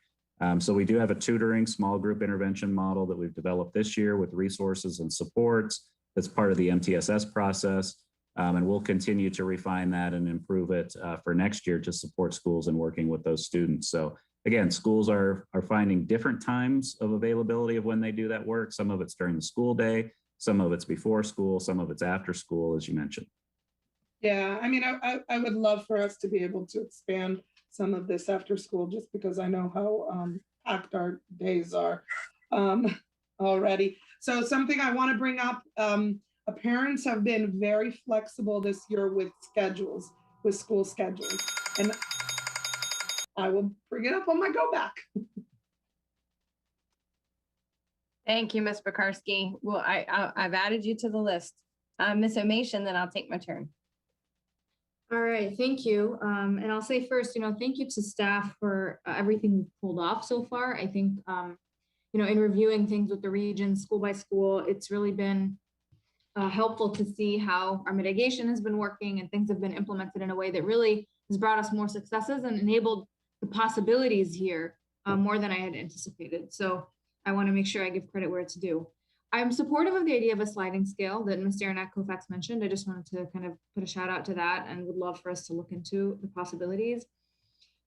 Bigger picture, and I want to kind of program by program look at what is responsive directly to the pandemic year and what is kind of just the usual. I know we'd mentioned this in our meeting manager session of what would be helpful to have today. So I'd like to ask as a question, first for the summer and then also for the fall, what exactly are we doing to be responsive as opposed to kind of, run of the mill?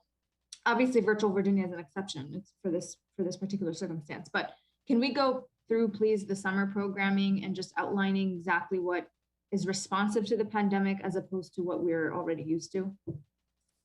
And I would appreciate more delineated budgetary allocations as we go along. Yeah, sure. And we can provide, and I didn't post it in this work session, I posted it in some prior work sessions. We're still working on those budgetary figures that we presented to the board back in our January work session on the budget and the summer budget. So I can be happy to include those again. They roughly break down of about $6 million for special education services, a little bit less than $30 million for general education services. And about $10 million of that is at the high school level, about $3 million is at the middle school level, and the rest is at the elementary. But I can send that in and provide that, obviously. So, we did a number of things going into this school year in terms of thinking about our curriculum differently. We revised all of our curriculum resources to focus on what we believe to be the most essential standards, because we knew it was going to be really important to maximize learning time in a virtual environment because we have less time and also, there's the fatigue of virtual learning that sets in. So we're working and have been working throughout the year to monitor students' progress with respect to those essential standards in our core content areas in particular. So we have a good understanding in our local schools about where the students are with respect to completing and mastering the core essential standards that we had developed. And that's what Dr. Brabrand and I kind of mentioned in the presentation, is that some of our students have not finished the learning that needs to happen, right? We're not really talking about learning loss, but there's unfinished learning that needs to happen and will continue in the summer. So taking that assessment information about where students are at with respect to their grade level progress on those essential standards, particularly in literacy and math at the elementary, that's where we'll be focused, in middle school. That's where we'll be focused, and that's how our curriculum for the summer programs is being developed, is to finish that learning that students have not completed this year. And students who need additional support will have an opportunity to have some asynchronous learning during the summer. And then, of course, additional support next year through some of the tutoring and small group supports that Ms. Pekarsky talked about. And, for some of our students, those supports might need to continue throughout the year and into the following summer. So we'll be tracking and monitoring their progress next year as well. So, that's how we're thinking about our program, is really a continuation of the essential learnings that we mapped out at the beginning of this year, and using that assessment information to determine where students are at and what they need to maximize that learning time in the summer. And can you please specify which of these programs has not been done before? Yeah, so sorry, I shouldn't have turned off my mic and camera. So Bridge to K has been a really limited program in the past, only at some schools, because we've had a very limited summer programs budget in the past. Now, of course, we'll have that at all of our schools. So that's a huge expansion, as well as Bridge to First Grade, which is a brand new program that we've never offered before. So again, those two programs are new. And then Young Scholars, depending on the year, we've had some limited funding available for some small programs for some students. But again, this year, all of our Young Scholars who are identified to be receiving advanced academic services will participate in the Young Scholars Summer Program. And then on the special education side, we have our Recovery Services Program, and then an expansion, quite an expansion of English language learner supports in our summer programs as well. So all of those are really new programs or building on very limited programs that we had in the past. Okay. Can you outline, you mentioned the robust development in ESOL, because you didn't mention it as a budget item for the summer or one of the significant ones. Do you know? That's because those costs are all rolled into the grade level programs. So we're hiring ESOL specialists in all of our grade level programs. So all of the additional ESOL costs are built into those figures that I gave you for elementary, middle, and high school. So those services, again, are providing additional support staff, English language development supports delivered by ESOL teachers, and content-based support in content classes with ESOL teachers that will be hired during the year to support students in those math and literacy classes. What percentage, or like, do you have a rough proportion? Of proportion of students or proportion of money? Allocation, yeah, money. Of money. Off the top of my head, I don't know what the proportion of the budget is for ESOL staff, but I could get that in the follow-up for you. Yeah, this is just where I want us to kind of connect some of the dots. I think, looking at slide, what was it, 12, with the disparities, of what we already know is coming. And then we look at what we're allocating budget-wise with money that we've received for this pandemic, right? And what programming we're offering to which populations. I don't particularly see a vision of us aligning those things. So that's just something I want to point out, because with special education, we're required to do certain things. The recovery services at this point is not an option. Compliance-wise, by law, we have to provide certain services. And for me, when I think of our school division and the goals we want to set, I would hope that we're not just going to do the bare minimum compliance stuff in thinking about the disparities that we're anticipating. So special education, it doesn't surprise me to see this kind of money because we have to provide it. But I'd like for us to think beyond that, based on what's reflected here, as to how we're supporting these kids for what's happened. But I'll take and go back. Yeah, no, I appreciate that question and the advocacy. I'll be happy to get that. I just don't have it off the top of my head in terms of the budget breakdown, but I will say, you're spot on in terms of the student population of English language learners needing to be thought about in terms of their unique needs and challenges during the pandemic. And that's 20% of our student population. I think people forget that sometimes when we talk about our demographics in Fairfax. So this is a large, large number of students. And many of those English language learners are at the lower levels of English language proficiency, and many are still new to our school system and some new to the country. So. Thank you. Ms. Omeisha, I'll add you to for a go back. I'm going to take my turn. Dr. Braven, you won't be surprised that concurrent is the first thing I want to talk to you about.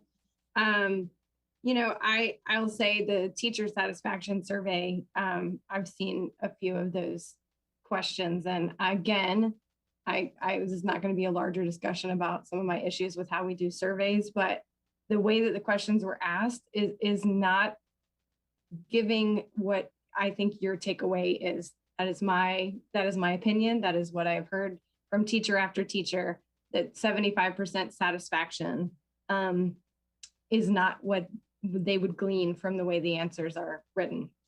And the second, I definitely have issue with the stipend.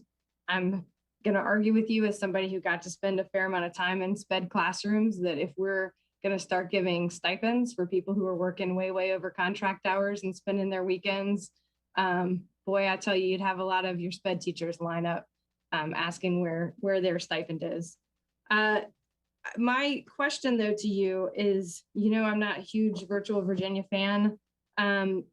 Why are we not giving consideration to expanding homebound, especially when we know a lot of the folks who would want to participate initially and virtually in the fall is because they're waiting for that magic bullet of the 5 to 12-year-old window opening up for vaccines. So why not really use our ESSER funds, increase our homebound staffing?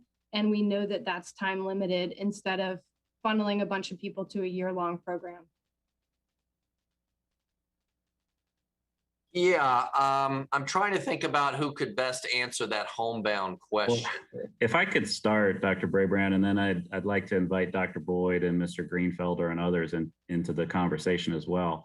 I think, part of the answer to that question is, how are we best going to meet students' learning needs? And, if you think about a high school student or a middle school student or an upper elementary school student even, particularly though, let's just focus on high school for a second. First of all, we'd have to hire more homebound instructors.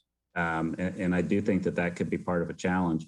But also those instructors are going to have to be, skilled in providing a wide range of student support to all of the different courses that the student is selecting and taking. And at the high school and the middle school level, that becomes really, really difficult and challenging to be able to do. I think that model works a little bit better at elementary, but even then there has to be the conduit between what's happening in the classroom and what the homebound instructor is supporting the student with. So that model, I think, works really well in a very limited capacity for us, but expanding it to a larger number of students, I do think there would be some challenges in scaling that up. But I don't know, Dr. Boyd, or anybody else might want to comment as well.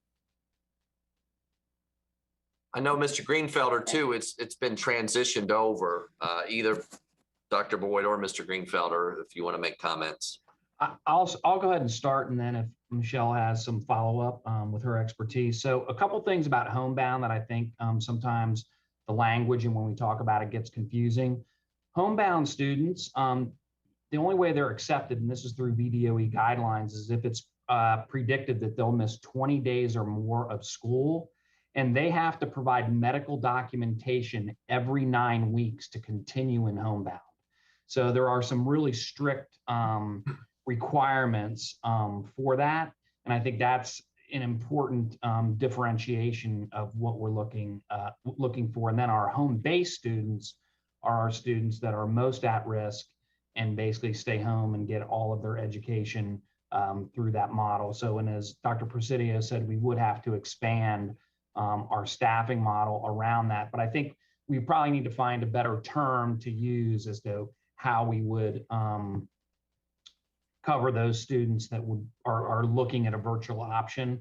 I think saying the homebound nomenclature is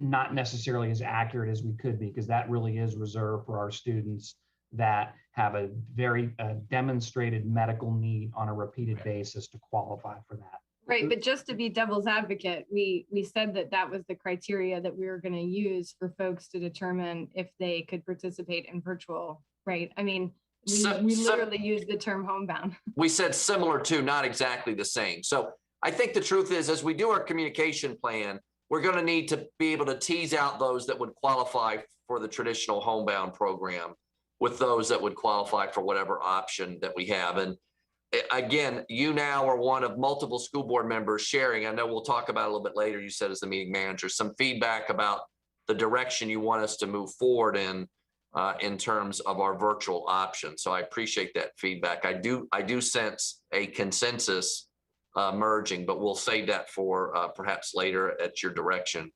I sense a consensus emerging around that, but we'll make sure the communication's clear, and we'll make sure we match people and their qualifications to the particular program we have, whether it's homebound, home-based, or the virtual option that we would offer. I wondered too about getting some feedback. Dr. Boyd, I don't want to put you in a bad spot here, but we know a lot of the deficiencies that we've kind of seen in virtual Virginia this year from the folks who pulled out for homeschool and put their kids there, especially when it comes to SPED services and AAP and ESOL. So, I wonder if you would mind giving us a little bit of feedback about any concerns you have with Virtual Virginia applied sort of systemically to folks who can't return in person next year. Well, thank you so much, Ms. Cohen, for that question. I think one of the things that Dr. Brabrand shared is that despite the model that's selected, there would either A, have to be some level of concurrent from our special education teachers to provide those special ed services because those are not provided through Virtual Virginia, or we would have to identify additional special education teachers to provide those services outside of those persons that are in our schools. And we know that special education teachers are a critical shortage area. So and we want to also be mindful as we think about just standing these things up. And I know there are significant pros and cons to concurrent and Virtual Virginia, and we receive that feedback from schools. But as we identify the process, we just have to be mindful as well about the impact that it potentially could have on one student group over another. So we've already identified that Virtual Virginia may not necessarily or would not necessarily meet all of the needs of our students with disabilities, our students with limited English proficiency, and we would have to supplement that to ensure those students get what they need. So while concurrent brings, additional workload and a number of those things, as we look through that equity lens, we just want to make sure whichever model is identified, whether it's Virtual Virginia, concurrent, or something in the middle, that just really looking at that potential disparate impact on a particular student group. Ms. Cohen, we're going to devise a chart for our communication that really has those criteria so that parents know which path to go so there's not confusion. And maybe we should have had it for you today, to be honest, and we just didn't. But we can follow that up as a next step so you can see how that really directly articulates to what kind of student we're talking about and what their needs are. Yeah, and I would add that nuance that Mr. Greenfelder just said about home-based versus homebound and what our sort of general mindset about how those services are delivered. I think that would be helpful. When you spoke, Dr. Boyd, about sort of ensuring that the equity piece is there in whatever we choose going forward, that my next question was exactly about that. I'm grateful that we're talking about giving folks a month to assess what's going on and how they get there. But I'm worried that we have the same process all over again, where we have a system, if it requires a doctor's note, we are talking about a significant percentage of our population that does not have direct access to the kind of medical care where you're going to be able to get a doctor's note if you can participate. And so I know this is on your radar. I appreciate very much the work that Dr. Williams and Dr. Boyd are trying to do to get around that, but I want us to be so mindful of the process to be able to opt into some sort of virtual, that this is done in an equitable way. I am going to add myself for go backs. If somebody wants to answer that, I would appreciate it. We completely agree, and we'll work to identify those where that is the barrier. We're going to remove that barrier so they can get that option, that virtual option if they need it. We're not going to leave families behind who need that. And again, that's part of the communication campaign we're doing. And it's part of working with our school to know, yes, these families, this is what they need. And we're not going to let the doctor's note become a barrier to them. We're going to facilitate getting them the access to what they need to be able to choose that virtual option if that's where their concern is. I do want to say, again, I think a large part of our message that we've shared today and will continue to share, it is safe to return to school. And I know, look, the last 8 or 9 months, there were a lot of questions that have now been answered. Unknown risk to known risk. And that's part of what we've got to do is get to our communities who haven't heard the good news. They haven't heard the good news about the low risk, and they haven't heard the good news about vaccinations or they have concerns. How do we address those concerns? And the community is doing it well. And I think we can be a community that does it well, gets local leadership at the grassroots level to help answer questions, explain things, be there at the vaccination site to be reassured. And if you're looking at some of the local or some of the national coverage, once people see how simple and easy it is, it really changes the discussion in communities. And communities are just networks of people. We've got to get all of our FCPS diverse networks in and understanding the information that some of us have that's going to everyone. Thank you. All right, now I want to do a time check here. We're at 3:30. I think our sort of unspoken goal is, in the perfect world, we'd be done at 4:30. So we're looking at another hour, but I don't want to cut folks off. So here is my 2 cents. I think if we can go to 2 minutes, but I would ask my friends to speak as quickly as possible and staff too, if there's a way to limit how many people are answering. I know it's frustrating as heck, but we got to figure out how we get through this as quickly as possible. So what I'd like to do, because I know a bunch of people saved their comments about concurrent for their second go back section, I don't feel comfortable having a decision point kind of here. So I'd like us to start back with 2 minutes. Friends, I'll ask your indulgence. I wrote down everybody's name kind of as they said they need to go back. So if I've put you out of place, a person or two, please feel free to text me in. But right now I have the list starting with Ms. Keys-Gamarra, followed by Mr. Frisch, and then Dr. Anderson after that.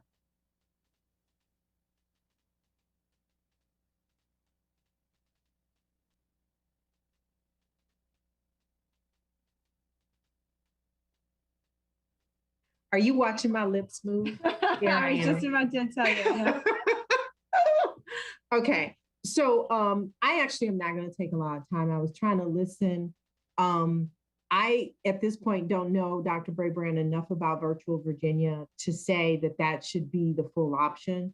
So I would love to see what we can work out to try to address those needs for those students that we anticipate, with the basis that understanding that we really need to know what our communities are saying. I agree, we need to educate folks, but we also have to deal with the reality of where they are. And I just don't hear the information today telling me that we've done surveys or we've had that community outreach where I would feel comfortable saying that, yes, this is what we need. And so I would not fully support concurrent, although I believe we may need to have a limited access to that.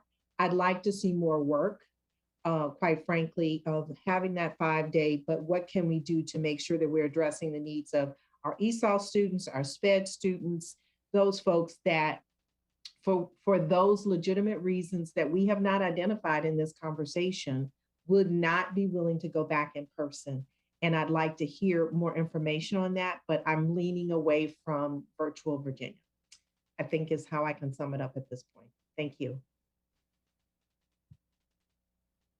Just a quick thing to say, if you went with the Virtual Virginia, I hear that advocacy. If you went with Virtual Virginia, we would have supports, FCPS supports for those special groups, ESOL special ed.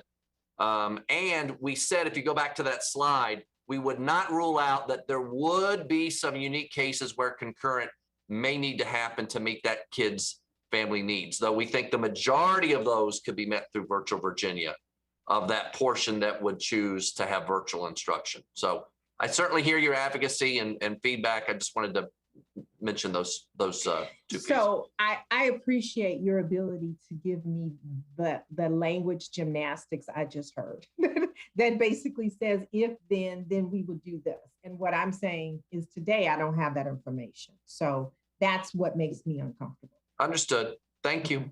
Mm-hmm. Thank you, Ms. Keys-Gamarra. Mr. Frisch, you're up next, and then Dr. Anderson. Thank you.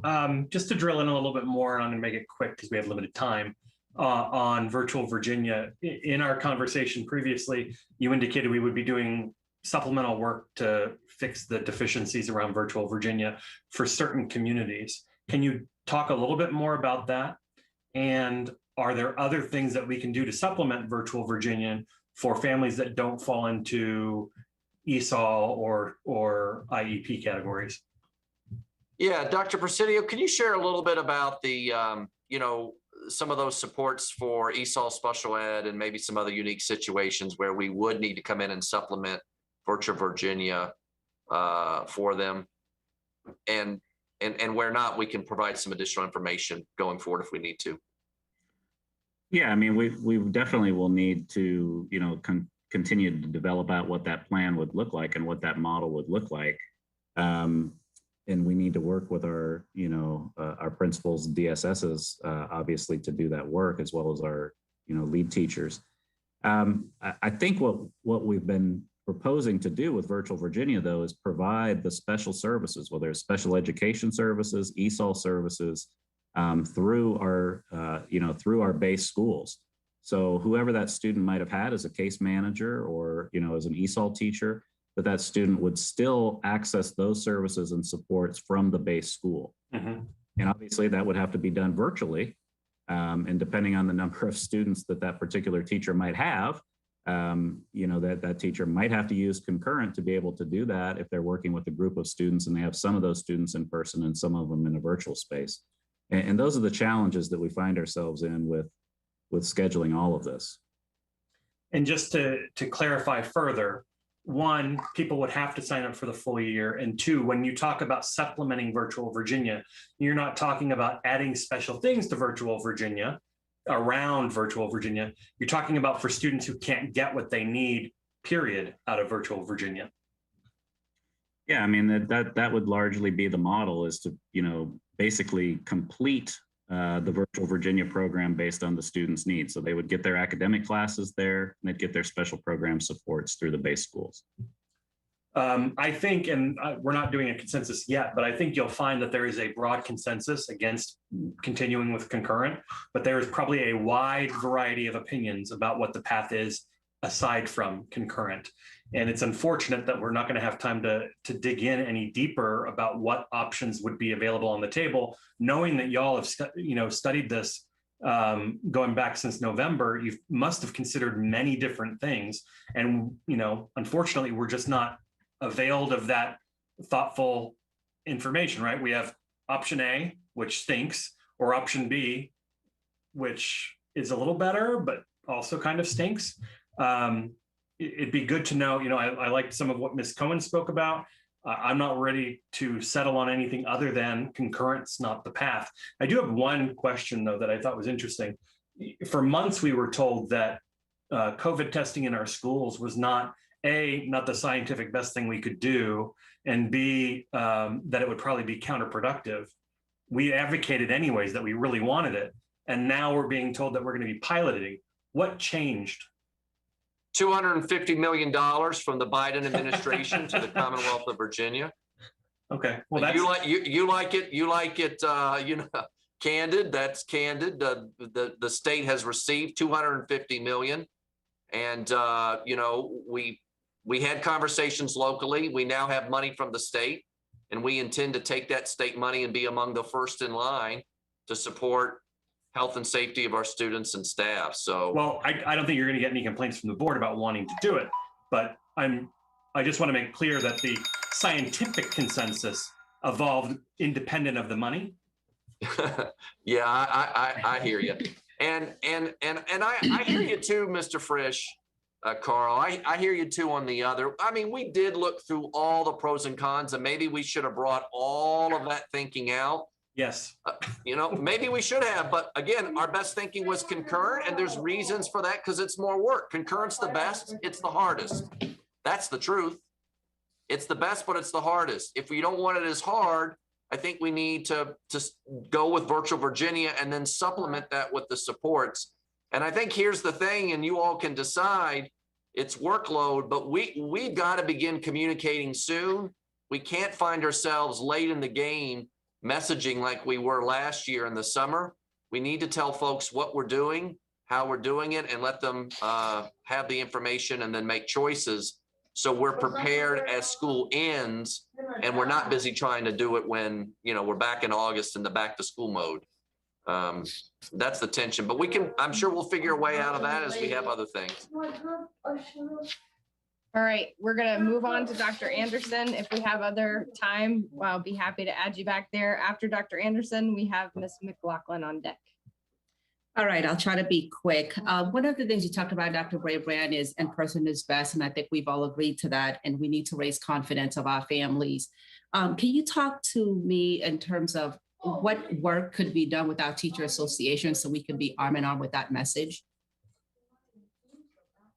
Yeah, we're meeting with the teacher associations weekly, and I think the teacher associations do want to see our students return to 5 days in-person instruction. I know it's been a long journey for all of us and working together, and there have been times where we haven't quite seen it the same way, and that's to be respected and perhaps even expected during this pandemic. But I do think every day is more and more good news on the low rate of transmission in our schools. Even as we're bringing back thousands of more kids, we're still at 0.1%. And the vaccination news, frankly, has dramatically shifted. So I do think our teachers, I'll reach out to them, and if the board wants to see some sort of joint statement about 5 days in fall, I can do that. And I know you and the vice chair perhaps can talk to the associations that are 4510 collaboration about a statement for the fall that might be powerful. Let me change it. But I do believe we all want to be back in the fall. I honestly believe the great majority of our families and students will be back. Look at 4 months ago to now and think about that fall is 4 months from now. Look at everything that's happened in the landscape. I think we're going to be in a dramatically different place in 4 months, and all arrows are pointing toward full in-person return. Thank you, because I think, teachers really raise the confidence of families because that's who they deal with on a daily basis. And I would love to hear from my colleagues as to whether or not they think this is a good idea to raise at 4510. Very quickly, we're relying very heavily as we're returning back to school on mitigation processes. Can you speak a little bit to the mask policy in terms of non-compliance? Because if we're rolling into a smaller footprint, we really need to have the mitigation factors or protocols be a little bit more stronger adherence than we've been doing. Can you speak to the mask policy and how we expect for students or for teachers and administrators to perform when the mask compliance becomes an issue? Sure. I'm going to let Dr. Boyd make some comments about that first. Dr. Boyd? Yes, and thank you, Dr. Anderson. We are continuing to work with principals. We do have a flow chart of how to respond to mask non-compliance when students are explicitly not following the directives. And we know that we received some feedback about non-compliance, specifically as it relates to challenges on the bus. And we're continuing to work with schools to support that. We haven't had as much concerns that were shared with us regarding challenges with mask compliance in schools. So we really need to do some more digging to see what might be the challenges during transportation. And we know that just as with all things in those less structured settings, lunch, bus, those type of things, that sometimes creates just even pre-pandemic opportunity for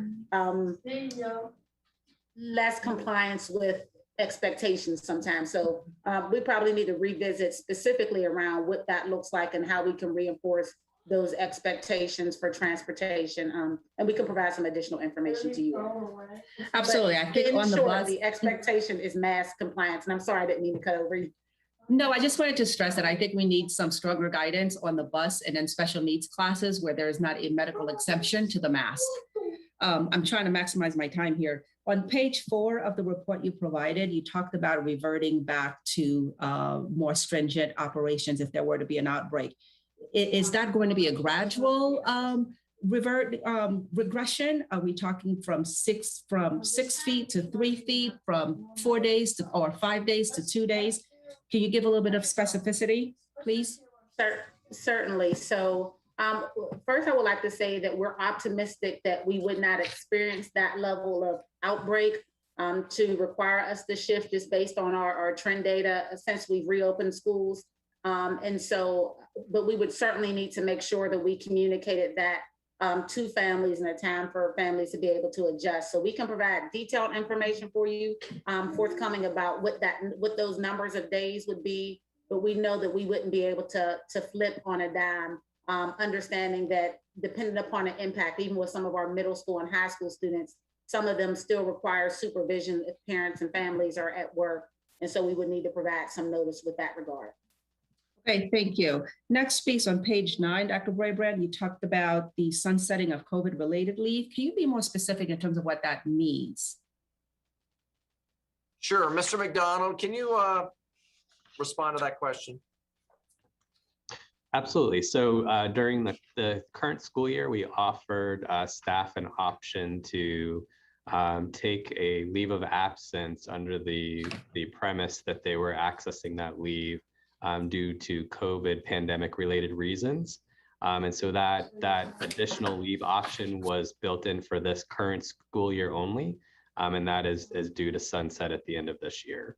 And that aligns with the expectation that we would have staff return to support student needs for next school year. So what's the plan for any additional ADA accommodations that may be applied for the fall? So I think LOA and ADA are two very separate tracks. So in terms of ADA, if an individual does have a medical need, we will continue to engage with those individuals in the interactive process and look to see if we are able to reach agreement around some accommodations that we're able to provide and work with the individual from that perspective. We will be upfront with folks that ultimately classroom monitors aren't going to be an option. So the access to virtual assignment is going to be very limited at this point. Thank you. On page 12, you talked about nutrition services. Are we expecting to continue with the free meals to all that we are doing right now? Or we are going to go back to pre-pandemic fee to students for meals?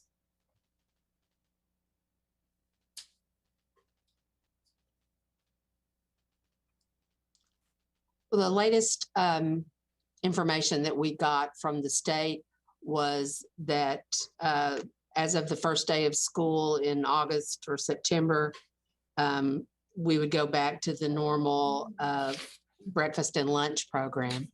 But there was a federal notification that came out today, I think, that implies that that may be extended. There's not a lot of detail in that federal notice, and we've already contacted VDOE, but have not yet heard back as to what the implications are for the Commonwealth.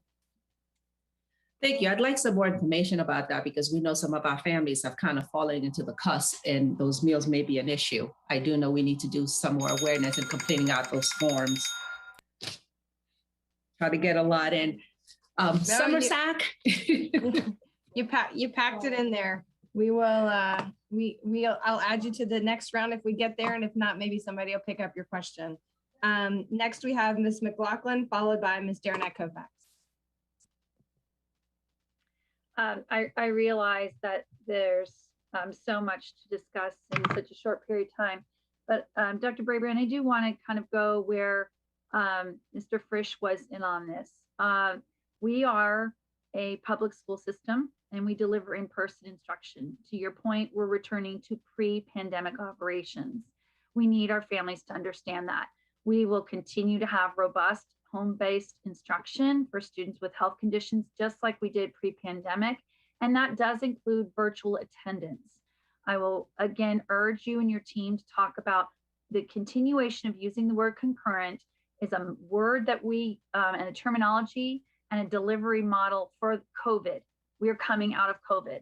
And I think that is where you're going to have a lot of staff anxiety when we keep using that COVID instruction model terminology. I recommend we don't do it. I also think we're going to need to have your work product from your team in a report similar to the excellent report that, well, the report is good that's attached to our public documents, but it didn't give us enough information. So I want to applaud Orsi on page 17, the chart in your school report narrative. It is amazing how much information they gave us on the physical distancing by school districts. That's a model that you should have for giving us a status update on all 200 schools where we stand on 4 days for the fourth quarter. So I just say that as you know, just an example of what I would hope we would see. And I'll let you come in a second, but I don't know if I'm going to run out of time first with my questions. But I also would like Dr. Brabrand in this round for you to talk about, we know there are other nonprofit virtual school systems that you've actually consulted with. Are those other options that we would just, again, facilitate families to learn about, but again, reminding everyone, we are a public school and we're returning to in-person learning. So if you could answer those two questions, that'd be great. Okay, Megan, there's Ms. McLaughlin. Can the two questions you most want, can we look at other things besides Virtual Virginia? I think that's one question you have. There are others. You know, Dr. Presidio, I guess we could. I mean, one of the things that just strikes me is Virtual Virginia has received a lot of taxpayer money brought to it to expand. So I'm really trying to look at guiding us toward investing where people's money has come through the feds or the state. The state has been, Virtual Virginia doesn't look like what it did just a year or 2 years ago. So that's just one piece. As far as, I think what you're saying is we've got to better communicate, and we didn't have it all today. What did we have pre-pandemic for our virtual offerings? Make sure people know that and can continue to know what those are. And if you still have concerns and feel like you need a medical documentation for your kid, here are what those options are. We have to package that together a little bit more to bring the pre-pandemic options with what we'd be offering for this next year to again, what we think will be a limited number of families and students. So, you know, we can pull that together, and perhaps maybe what we do is we pull it together and we make sure we've shared it with the board before it just gets broadcast. And we typically do to make sure it's clear to you what we're saying to our community and that they can navigate what those choices look like. And then my other question was, where do we stand on getting the board a status update on our 200 schools for providing 4 days of instruction for eligible students? And I referenced the chart on page 17, where you could literally do a status report on where we are. Yeah. We need to know that. Well, I'm glad you like the narrative. First of all, that's good. We've been working on building the narrative and doing some of that benchmarking. And Dr. Ivy, I don't know whether she is on, but I know that's been something she's been working to finalize. Or Ms. Bainig's hand is up. Ms. Bainig? Good afternoon, everyone. Great question, Mrs. McLaughlin. Actually, some of our executive principals have been working to have a common spreadsheet put together. So we're going to have that Dr. Ivy will be sending hopefully at the end of the week to all of you with sort of the high level, you know, where schools are. And then we are also working with our partners in IT to try and put something together that not only captures it now, but maybe something over time, looking at maybe even as early as January when we started returning our cohorts back. And then we know we had a lot of students return today or this week for in-person. We have more coming next week, and we have some even that'll start the first week of May. So looking at maybe every Friday, capturing that data to give you something a little bit more detailed to show it over time. And then we look forward, we want to dig deeper with all of you as we've been doing monthly. So in May, that would be something that we could really dig in, give you the data in advance, but really use that time together to really talk about the context around the unique challenges that some of our schools have faced and getting, you know, and where they are and why they're there. Thank you. Oh, go ahead. I just would also just add that we know that the data and the challenges and stories behind the data will help us with the communication and the planning and the outreach to families for the fall. But we need to not let the May 1st deadline block kids then if we're still getting toward 4 days and if we haven't done our part yet, we can't tell people you don't get to come in for 4 days because May 1 hit. That was kind of mentioned earlier. So is that assurances from you, Dr. Brabrand? We are going to try to limit it as much as we can, but I'll certainly say this. If we've identified kids and we're hung up on some logistical issues, the whole point there is we're starting to shift in May to all of the testing. And then to try to get the kid in and get the testing just becomes even more challenging. But things that we've committed to, we're not going to let a day here or there stop them from getting in. Thank you. I appreciate it. You can always put me down for another go back if we have time. I will keep you on there, my friend. All right, Ms. Daranack Koufax, and then we have Ms. Marin. Hi, so I have a question about Virtual Virginia. They only allow, if we're talking at the high school level, they only allow for standard diploma offerings. Is that true? Or is that not true? Dr. Presidio, do you know that offhand? I have to double check that. We actually have a meeting with them again tomorrow. I'd have to double check that, so we can get back to you on that one. I believe that's true, but I'm not 100% certain. So I'm like pretty sure that's true, but I haven't been able to check it quickly, because what I am concerned about that, or is the obvious. The higher level kids who may, for whatever, have a valid medical reason for not wanting to come back, and they're in the middle of, say, an IB diploma program, something like that. How can we manage that? AP classes as well, but the diploma program in particular, you have to have this sequential learning. I know we might be able to adjust that, just as we've adjusted our testing this year, but I think the type of learning, the depth of learning is very, very different, at least in the IB program, as well as some of the higher level AP programs. So I think that's important. That would be something that I would need to know or to understand. And, concurrence. It's a big benefit in theory to have the connection to the classroom, to have, the connection to the home school. But we've heard lots and lots of reasons why it's not working. I guess, is there any way in the short term are there any, I guess I would use this as Mr. Sethe, are there any additional technology things that we could do to make our teachers' lives easier for that? Also, I agree with so that's my question. Let me stop there for a second, see if I have an answer. I don't think it's the technology. well, I think we have some folks with mics still on, so I apologize for that. We're getting a little feedback there. So I know staff will check our mics. We are doing a lot to try to think about next year in terms of setting teachers up to be successful using the technology that we've invested in this year. So, we did what we could this year with professional development and resources, and we know that we can do more.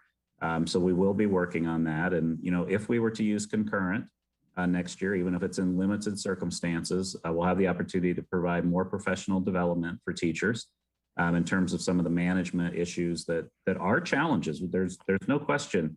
And I don't want people to think that, the leadership team doesn't understand and appreciate those challenges, because we do recognize them. We're just looking kind of holistically about, all of the additional benefits to concurrent as well with some of our recommendations here. But we can support teachers with more professional development. We're continuing to provide technology enhancements to classrooms where maybe some teachers didn't have the opportunity to get some of the technology equipment in the original order that other teachers might have received. So, enhancing the audio, for example, in classrooms, projection capabilities in classrooms, some of the camera enhancements in classrooms, all of those things make the learning environment better. I'm not for a second suggesting that they make it easy, because they don't, but there are improvements and enhancements that we can continue to make. Mr. Koufax, my take to you would just be, every one of these models has its trade-offs. There's nothing, we can pull all the data, we can pull it together and show you, but there are real trade-offs for each one. And it's just weighing in the end where you want to land on what those trade-offs are. But we cannot do it all. The lesson of this year, we cannot do it all and do it well at the FCPS promise of quality. We've got to make some decisions, and there are trade-offs. the ability to do it closest to FCPS is a concurrent model, but it's certainly an additional workload on our teachers, which I fully acknowledge. And other models then make it less of a burden on our teachers, but may require still some supportive services. And really, to me, that's the fundamental decision for the board of those models. And it's just deciding, and again, I've heard a lot from a lot of you today, and we'll approach it later today, but we do need to decide. Our employees need to know, our principals need to know, and we need to build our communications plan of which direction we're headed. We've done a year, or really a year of concurrent, and certainly even more deeply these last several months. If that's not the direction we're going, then we need to go with the virtual approach. And Virtual Virginia, with our supports of all the other virtual options we've looked at, is our best thinking of the best way forward, if that's the way to go. All right, I appreciate that and I hear you, but for me, not even having an answer to Virtual Virginia, what our advanced academics could look like at a high school level, it's very hard for me to come to a decision right now. So I hear you, but yeah, and we're continuing to meet with Virtual Virginia and have been for months, anticipating that Virtual Virginia may be one of the options. And they want to work with us. I want you to know that they do want to work with us. And they're not going to be able to do everything we would want them to do, but there may be some areas that are brought forth by this board that we can certainly share with Virtual Virginia as we work with them. Okay, well, if there's more time, Ms. Cohen, just add me to the list. You got it. If there's more time. I don't know if we will have more time. I get that. I do want to do a quick time check. We have 6 folks left who would like to speak. I know we were slated to be done at this point, but I think folks need, an opportunity to at least finish the second round. So again, as quickly as folks can ask questions, you all have been doing a beautiful job. Let's just keep moving through. I have Ms. Marin followed by Ms. Tolan. Ms. Cohen, would you mind if I went after Ms. Tolan, please? Sure, absolutely. Ms. Thanks. Tolan, if you don't mind going first, and then we'll have Ms. Marin after you.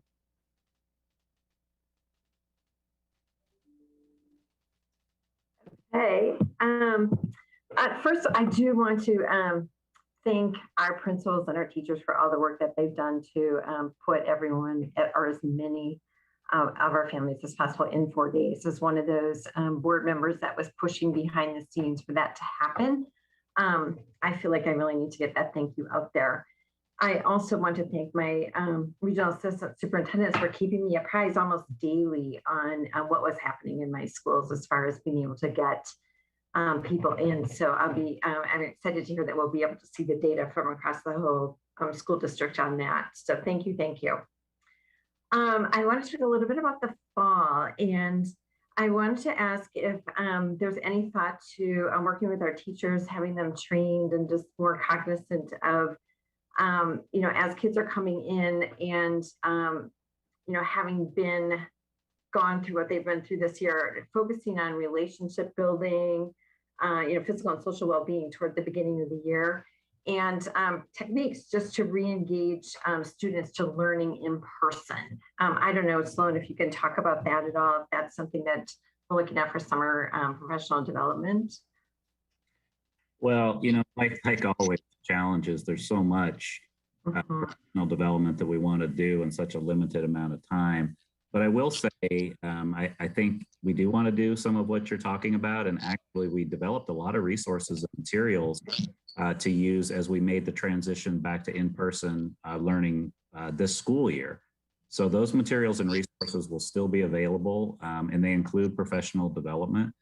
We've been working with schools to form, if they didn't already have a group, social emotional teams at the schools that can lead the work at each of our schools.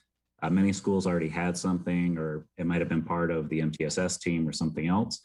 But we are going to continue to work with those teams to help them do turnaround training for their staff, as well as providing resources that they can use with students. And the big focus really is on kind of two things. One, elevating relationships between teachers and students and among students.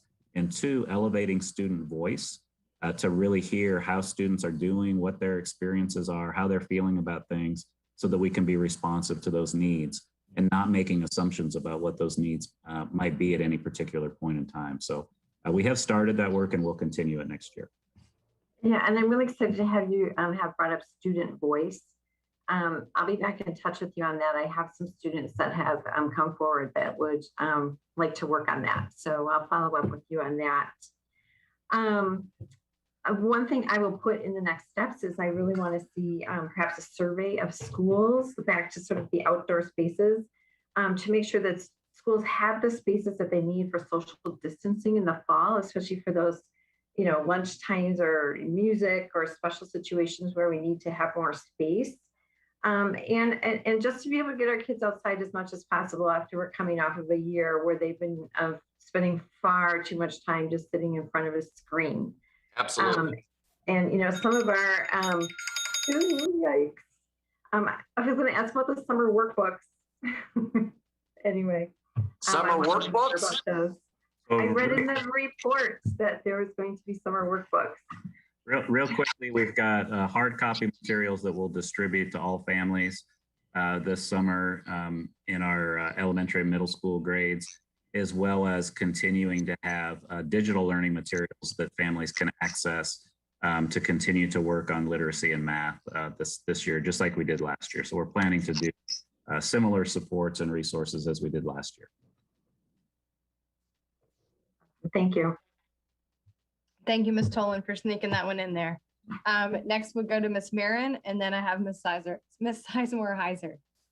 Great, thank you. And I just wanted to finish up my earlier thoughts about how we can be strategic about the use of time. So particularly planning time in elementary school. I think one of the slides somewhere mentioned specific supports to protect this. And, you know, planning time was a big challenge before COVID, and now teachers have had the benefit of the Monday planning times. And I'm just so concerned that we're gonna revert back to that old structure that really creates inferior planning time to serve our kids.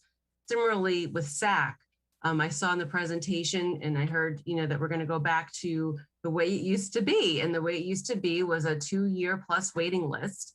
And, you know, that plus the opportunities we're doing with expanded summer learning, like we are just at like a once in a generation point where we can really transform these practices. So what can we do to either pilot or make some bold moves to not put us back in these ruts that did not serve kids and families? I do want to say I am so thrilled about the 50 outdoor classrooms. That may be the silver lining of this pandemic. But the next step to maximize that investment is to dedicate staff to supporting educators to use it as a real instructional space. So if that's possible in this upcoming budget, let's do it. If not, let's commit to that in the next year if we really want to advance our outdoor learning that research shows is an asset for education. So again, I really want to see us seize these opportunities we have. If we can't do it in the short term, what's the longer term planning on being strategic to really create the education approach that like we know we want for our kids and that we've been hearing about in research for so many years, like we can grasp it. So I'm eager to help that work move forward and center students. We have to center them. So thank you.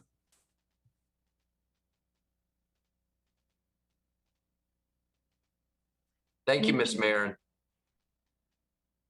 We're meeting with the county, I know, this week around SAC. We can share that feedback and partner with them.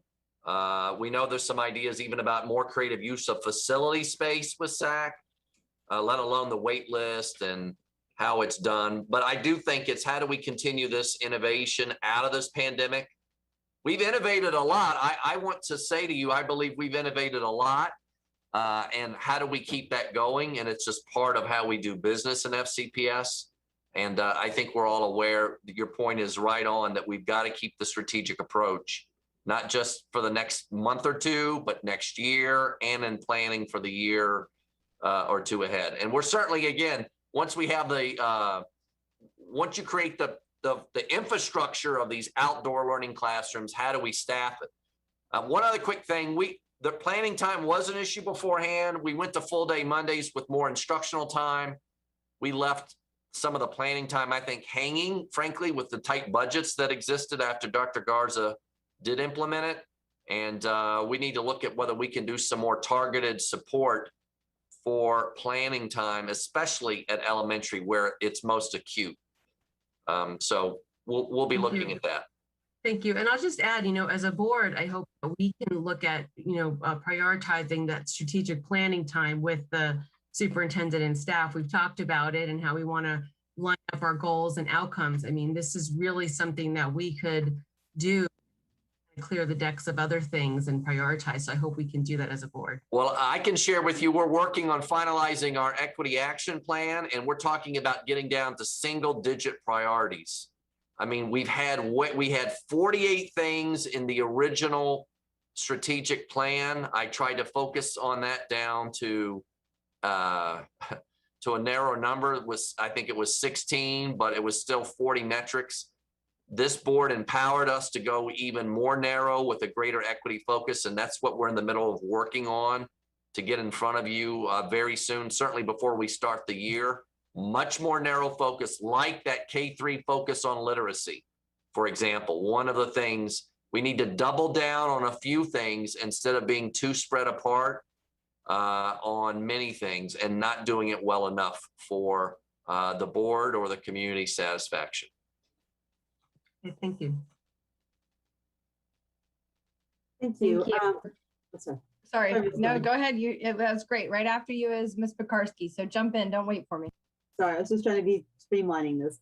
So very quickly, since I didn't comment on concurrent versus virtual in my first round, I just wanted to comment that I also shared the concerns of my colleagues regarding, a more widespread use of concurrent. I think it's a big lift to set up our own virtual option this year. So I understand the need for using Virtual Virginia. I just want to, I think we do need a little more information, but I do understand why we're going that route, especially with the money being poured into it. I just want to put out there that we need to have clear criteria regarding how people qualify for virtual, what that means, whether it's a full year, if there's going to be concurrent use, what that means, because we can't do what we've done this year, which is sort of change things. And I know you feel this too, Dr. Braybrand, and I change things every few weeks. We just have to be really clear and then really clear in our communication from the get-go to our teachers, our staff, our principals, and our parents. So that way, if people are making choices, whatever it may be, or if we're using concurrent in a limited way, it's just clear what that means. I couldn't agree more. And I know that's a little bit of the tension perhaps in the room.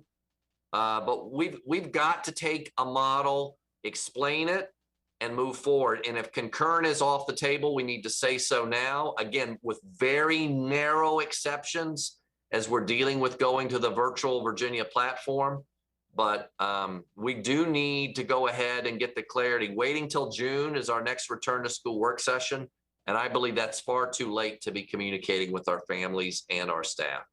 And the science shows us we can do in person safely. And the science shows us that's where, almost all our students learn best. And so I agree with leaning in towards getting our kids and our communities back together and getting everybody to re-engage. So I agree with that wholeheartedly. I wanted to just mention to Ms. Marin talking about opportunities. And I really would encourage us to use the opportunity of us creating an SEL block and not just kind of go back to things as normal, because there is such room there for interventions for students who then don't have to give up their electives. And let's not lose that momentum, so our students are getting resegregated in ways that, is not best practices at the secondary level. So I would encourage us to really consider leaning in towards using that SEL block for intervention and giving students options for electives. Yes, we're really looking at that. That is not off the table that we're throwing out the SEL block. We're talking about where it fits. I know Dr. Presidio could say more, but we are not talking about just walking away from the SEL focus that was a part of the pandemic year that we just had. I just want to add, I appreciate that, but I would also appreciate being even broader in our use of that time. So it's not just SEL and then we have interventions in an elective class. Like we can put some of those in that time and it'll help our students access those classes that get them re-engaged in school. So I just wanted to put that out there, be creative with that block. So I heard my bell, so I'll stop now. Thank you. Thank you. Thanks. I have Ms. Pekarsky followed by Ms. O'May. Thank you. Just kind of going from where I left off, we know that parents have had to be very creative, well, very flexible rather, with the schedules or bell schedules. I just wanted to take the opportunity, and I know this is difficult, but I wondered if there were any discussions with this, with where we are right now of our middle school start times, because I know that our kids in middle school have really benefited from that extra sleep in the morning. Do you see any possibility, Dr. Brabrand, that that is something we could, you know, I'd like to keep you on your toes, but it seems like you know, wow.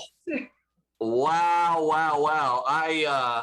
I never say never. Jeff Plattenberg has a lot to look at as we're trying to get back to the bell schedules. We know that was a discussion that occurred in the pandemic, and we said we need to put a pause in that. I think we need to stay mindful of it, but I don't want to make a promise today that we can deliver that next year and get back to sort of our near normal operating structure.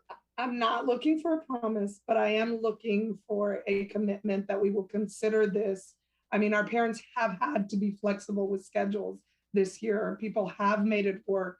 Maybe with that, there is some opportunity. And during the pandemic was not a good time for us to have that conversation, unfortunately, but it was a commitment that we made to our community many years ago, and we have not actually delivered on that. So please, as the discussions unfold, you know, if it's possible, leave space for that. Okay. I want to speak to the concurrent. I do understand why that was the path you chose, but I do think, you know, as we try to come out of this pandemic, that we need to get away from concurrent. It's not good. Our professionals are telling us it is not their best. And that's a problem because all kids lose when we don't have our teachers doing the best they can. Having said that, I don't support an all virtual stand up in Fairfax County for many, many different reasons. Our money needs to be on in classroom. Just quickly, but I do support the innovation. But that's a conversation for later, I think, as we come out of this. So. Thank you. All right, Abrar, and then I'll go and we'll figure out where we are. Okay, thank you. Just a question before I begin. In terms of the homebound parallel that we're trying to do as an opportunity for those who want to stay virtual, are we confident that we're going to be able to accommodate everyone? And what is missing? What is a student going to miss by having that? I'm confident we'll be able to deal with the demand of those that choose for medical documentation working with Virtual Virginia. I don't know that our homebound demand is going to go up exponentially post-pandemic from pre-pandemic. Mr. Greenfelder, as far as our staffing, our current staffing for homebound, do you have staffing concerns? At this time, no. I feel like, and I would want to get back with our homebound staff with Kurt Mills and Kate Salerno in particular to verify that, but I have no current concerns about homebound based on us projecting an uptick, not taking into account the virtual, because again, the two things are very separate. But Ms. Omesh, part of what I heard today, we've got to clearly articulate to our parent community what is each of our services and guide them to the right place. Again, every child by name and by need, every family by name and by need. If they get the targeted information and we explain how it works, both to you and really our whole community, how this works, what's the eligibility, as you all were talking, we're sitting around building the chart of what it could look like for the community rollout. So you all gave us an important piece of feedback. We know we need to, because we did do some virtual before. We did do homebound before, and we need to put that menu out and make it clear who is for what, and then make sure we get the people connected in the right way to the services they need. Yeah, I mean, I think the criteria of whether someone will have it or not, or what the likelihood of getting it if they want it is, affects the way we look at everything else, right? Right. Yeah, I mean, in terms of the money that we're allocating, whether it's summer, whether it's this possibility of the virtual situation, which, I'm not entirely ready for yet. I just want us to consider, building on what I said earlier, what's going to actually make a difference for students. Investing that in academic supports in the fall, whether that be tutoring hours, additional supports that kids, can benefit from directly. I just really want to urge us to think about that. It sounds like the board might not be in a place to have consensus today. I'm not sure, where we're going to land, but if we're going to think of alternatives or additional plans, I've been saying this since the beginning, but we've anticipated gaps. We've seen gaps that are major, and I'm sure that there are more, even if we're not just looking at groups of disadvantage. So my point of advocacy really is to think about the ways that we're going to robustly offer more that is responsive to the pandemic and the year that's passed. Yep. It's not going to be enough to just have kids pass SOLs and be accredited as schools. Great, we're accredited, but you have all these kids who fell behind. And I'm interested in seeing more than just that compliance, right? Again. Right. And I heard those questions earlier. I still, and again, maybe it's difference of opinion. 10 times the summer school, double the amount of credit recovery. Every school has home-based summer school. I do free enrichment. We did not just sit and bring you status quo, same stuff for the summer. I mean, and I respect that you may see it as too close to the same, but I think we did do a lot more. Could we do more and more? Yes, but that is always the Fairfax challenge here is it's an endless amount of what people want and trying to balance it. But we know the equity stuff has to be primary. I totally agree with you. And we really did attempt through the summer plan to put equity there. And I think there's still more we can do. I do agree with you with that. I just wanted to say that we didn't just replicate what we'd always done. But I hear that, yes, of course, there's more to do. And you know what? We're going to know more in another 4 months when all of these kids are back. We're going to know more in the next 2 months, Ms. Omesh, on some of these kids' needs that might inform what we share with you in our June RTS, right? Because we're going to get 2 months of kids every day in front of us, a large chunk of those kids. And then really there's going to be another tranche of kids that had never returned and they won't be back until that August, September. So we're going to need to leave some money to really identify what has popped up with those kids that may look a little different than the kids coming back right now here in April. Yeah, I mean, I think as we plan for the fall, because even with our entire robust summer school program being limited to certain programs and this and that, we're still serving less than 20% of our kids, right? It's 35,000. We're a division of nearly, 190. So that's what I'm thinking about is when a student is coming back to school and when there are gaps that are expected based on where they've been and they need help or they're getting C's when they were an A student, what's going to be available to them? So right. Time. All right. I want to dive in quickly. Kindergarten staffing. I thought we had a whole conversation that we were really being mindful of that we're going to have this big bump, but I am hearing from principals that they're hearing that they're going to lose kindergarten teachers. So can you just set the record straight on that one? I invite Mr. Smith or Mr. McDonald. I don't recall that we reduced kindergarten staffing. In fact, I believe we specifically looked at how to keep that higher. But Mr. McDonald or Mr. Smith?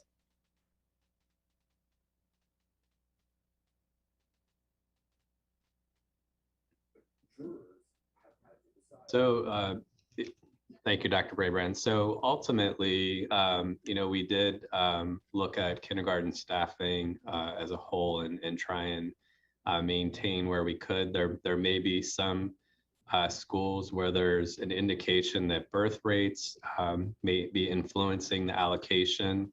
And so if a principal has a concern, we're happy to take a look at that and see, problem solve with them and see where we might land. I am aware of one school and I've already worked with that principal on finding a resolution, but I've only heard from one school directly. Okay, we'll pass along then when we hear that issue. The next, I was just going to mention, we had a lot of feedback on those packets last year, so I'm hopeful that we use that feedback to inform how we're doing it this year, and also just want to make sure that we really clearly have an very clear opt-out process prior to these things being printed so that we are being fiscally responsible with how those things come out and are distributed. Sure. I understand.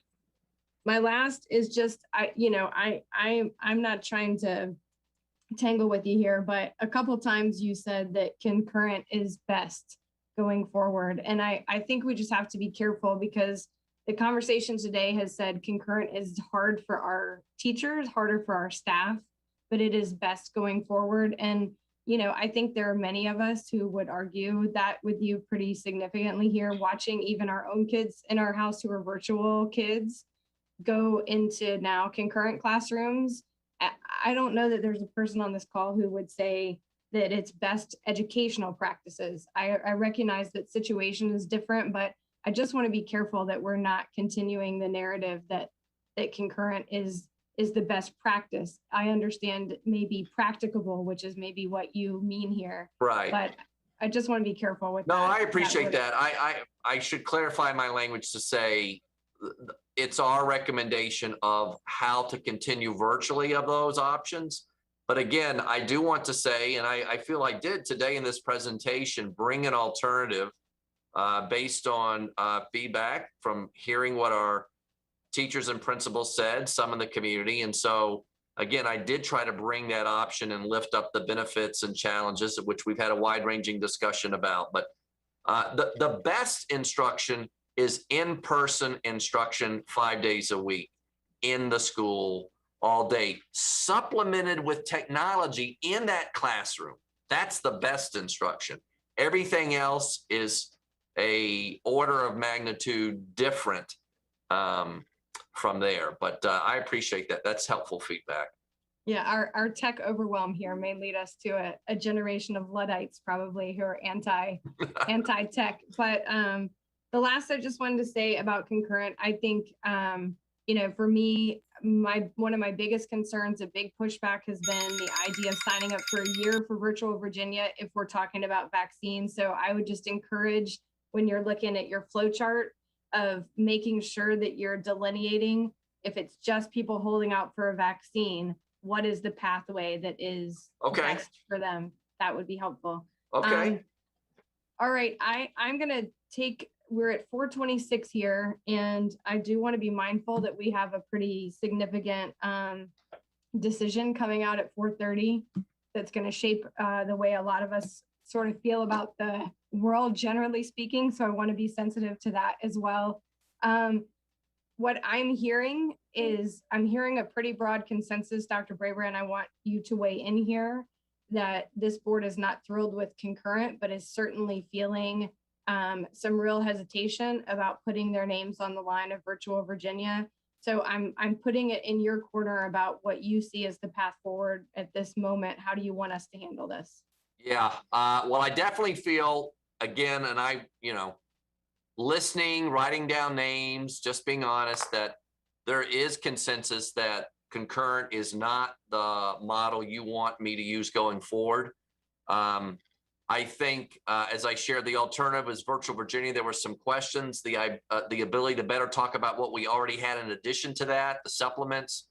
What I'd like to do is just put a little bit more of a refined thinking about that and then get that out to you in one of my Friday letters so that you can see what our final approach virtually would be, that it's not concurrent.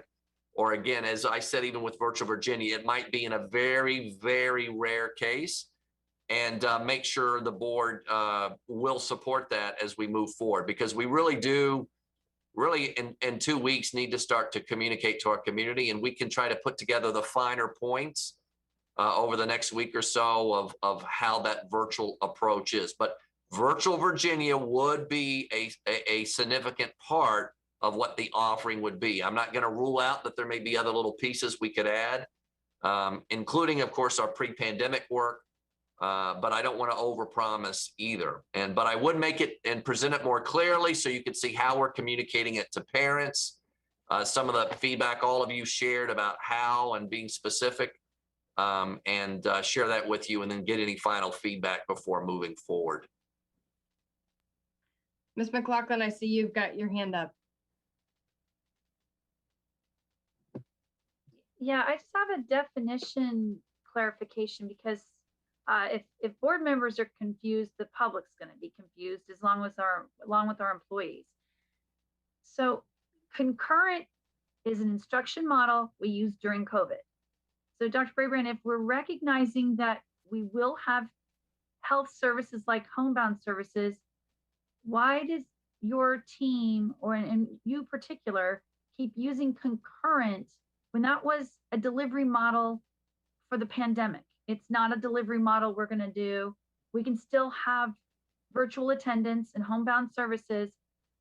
I'd love to see us get that clarity in this meeting, because I think that's going to be a huge breakthrough for your principals, your employees to all stop getting really bunched up and concerned. And I think this board concerned.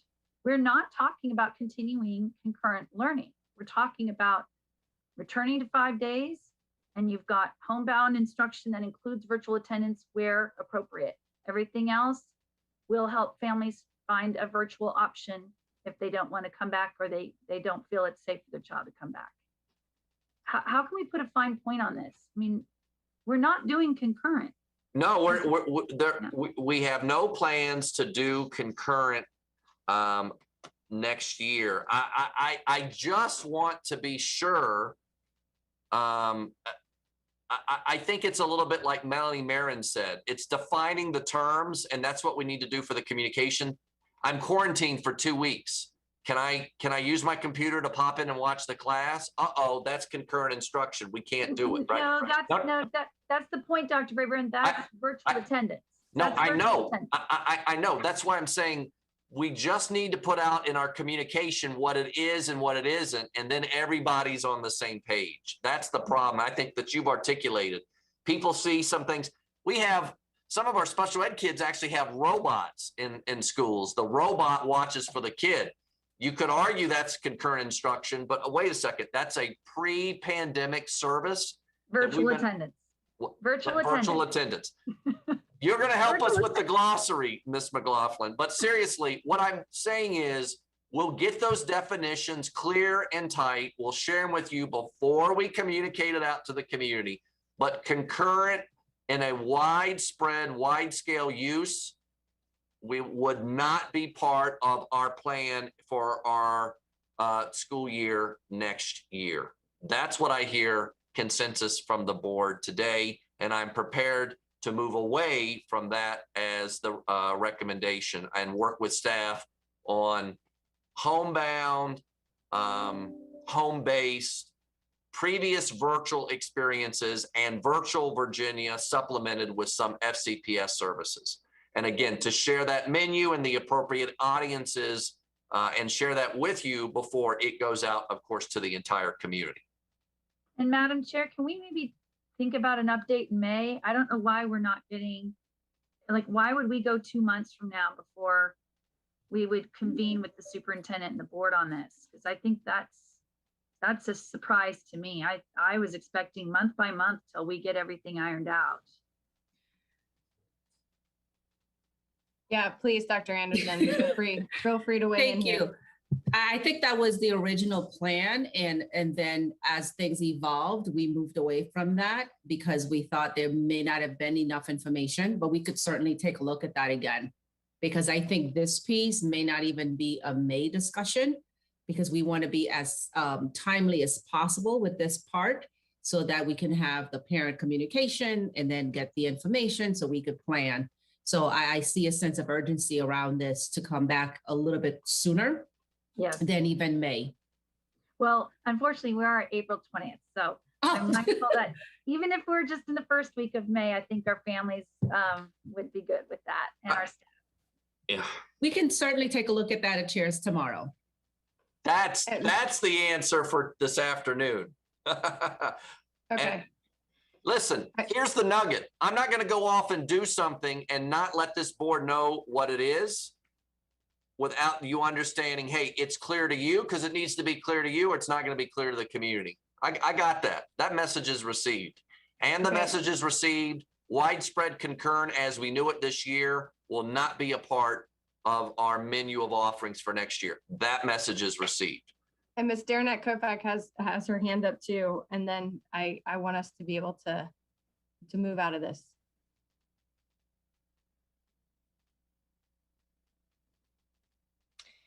I think what you said, Dr. Brabrand, has eased my mind a little bit. I do not want, and you, Dr. Anderson, I do not want this to come out in a Brabrand briefing and to think we agreed to it. There are too many questions. You know, I am not, you know, the fact that we don't even know, like, if a standard diploma could be achieved, only a standard diploma, and what other services can be offered via Virtual Virginia. So in some ways, I am not ready to say blanketly this one board member, even if I go down, you know, with a vote that, oh, concurrent cannot happen. Whether you, however you define it, I know Ms. McLaughlin was you know, but if, you know, you just use that model in a way of you know, defining it, it may have to be that for some people, depending on what it is. And that's when I asked, when you talked about, I knew there were these robots. That's why I asked Mr. Sespe, and there was no answer about, are there additional technologies that can be purchased that can make a teacher's life easier? I am uncertain of that, but I knew we had robots, but there was no general talk about how that could help in a virtual setting for additional assistance to the teacher. Because I personally, I don't know how you would be able to stand up an entire virtual system. But if that's what the will of the board wants, then, and that's what there's a consensus there after you bring out the next thing, then that's what your team is going to have to work to do. But right now, I feel very,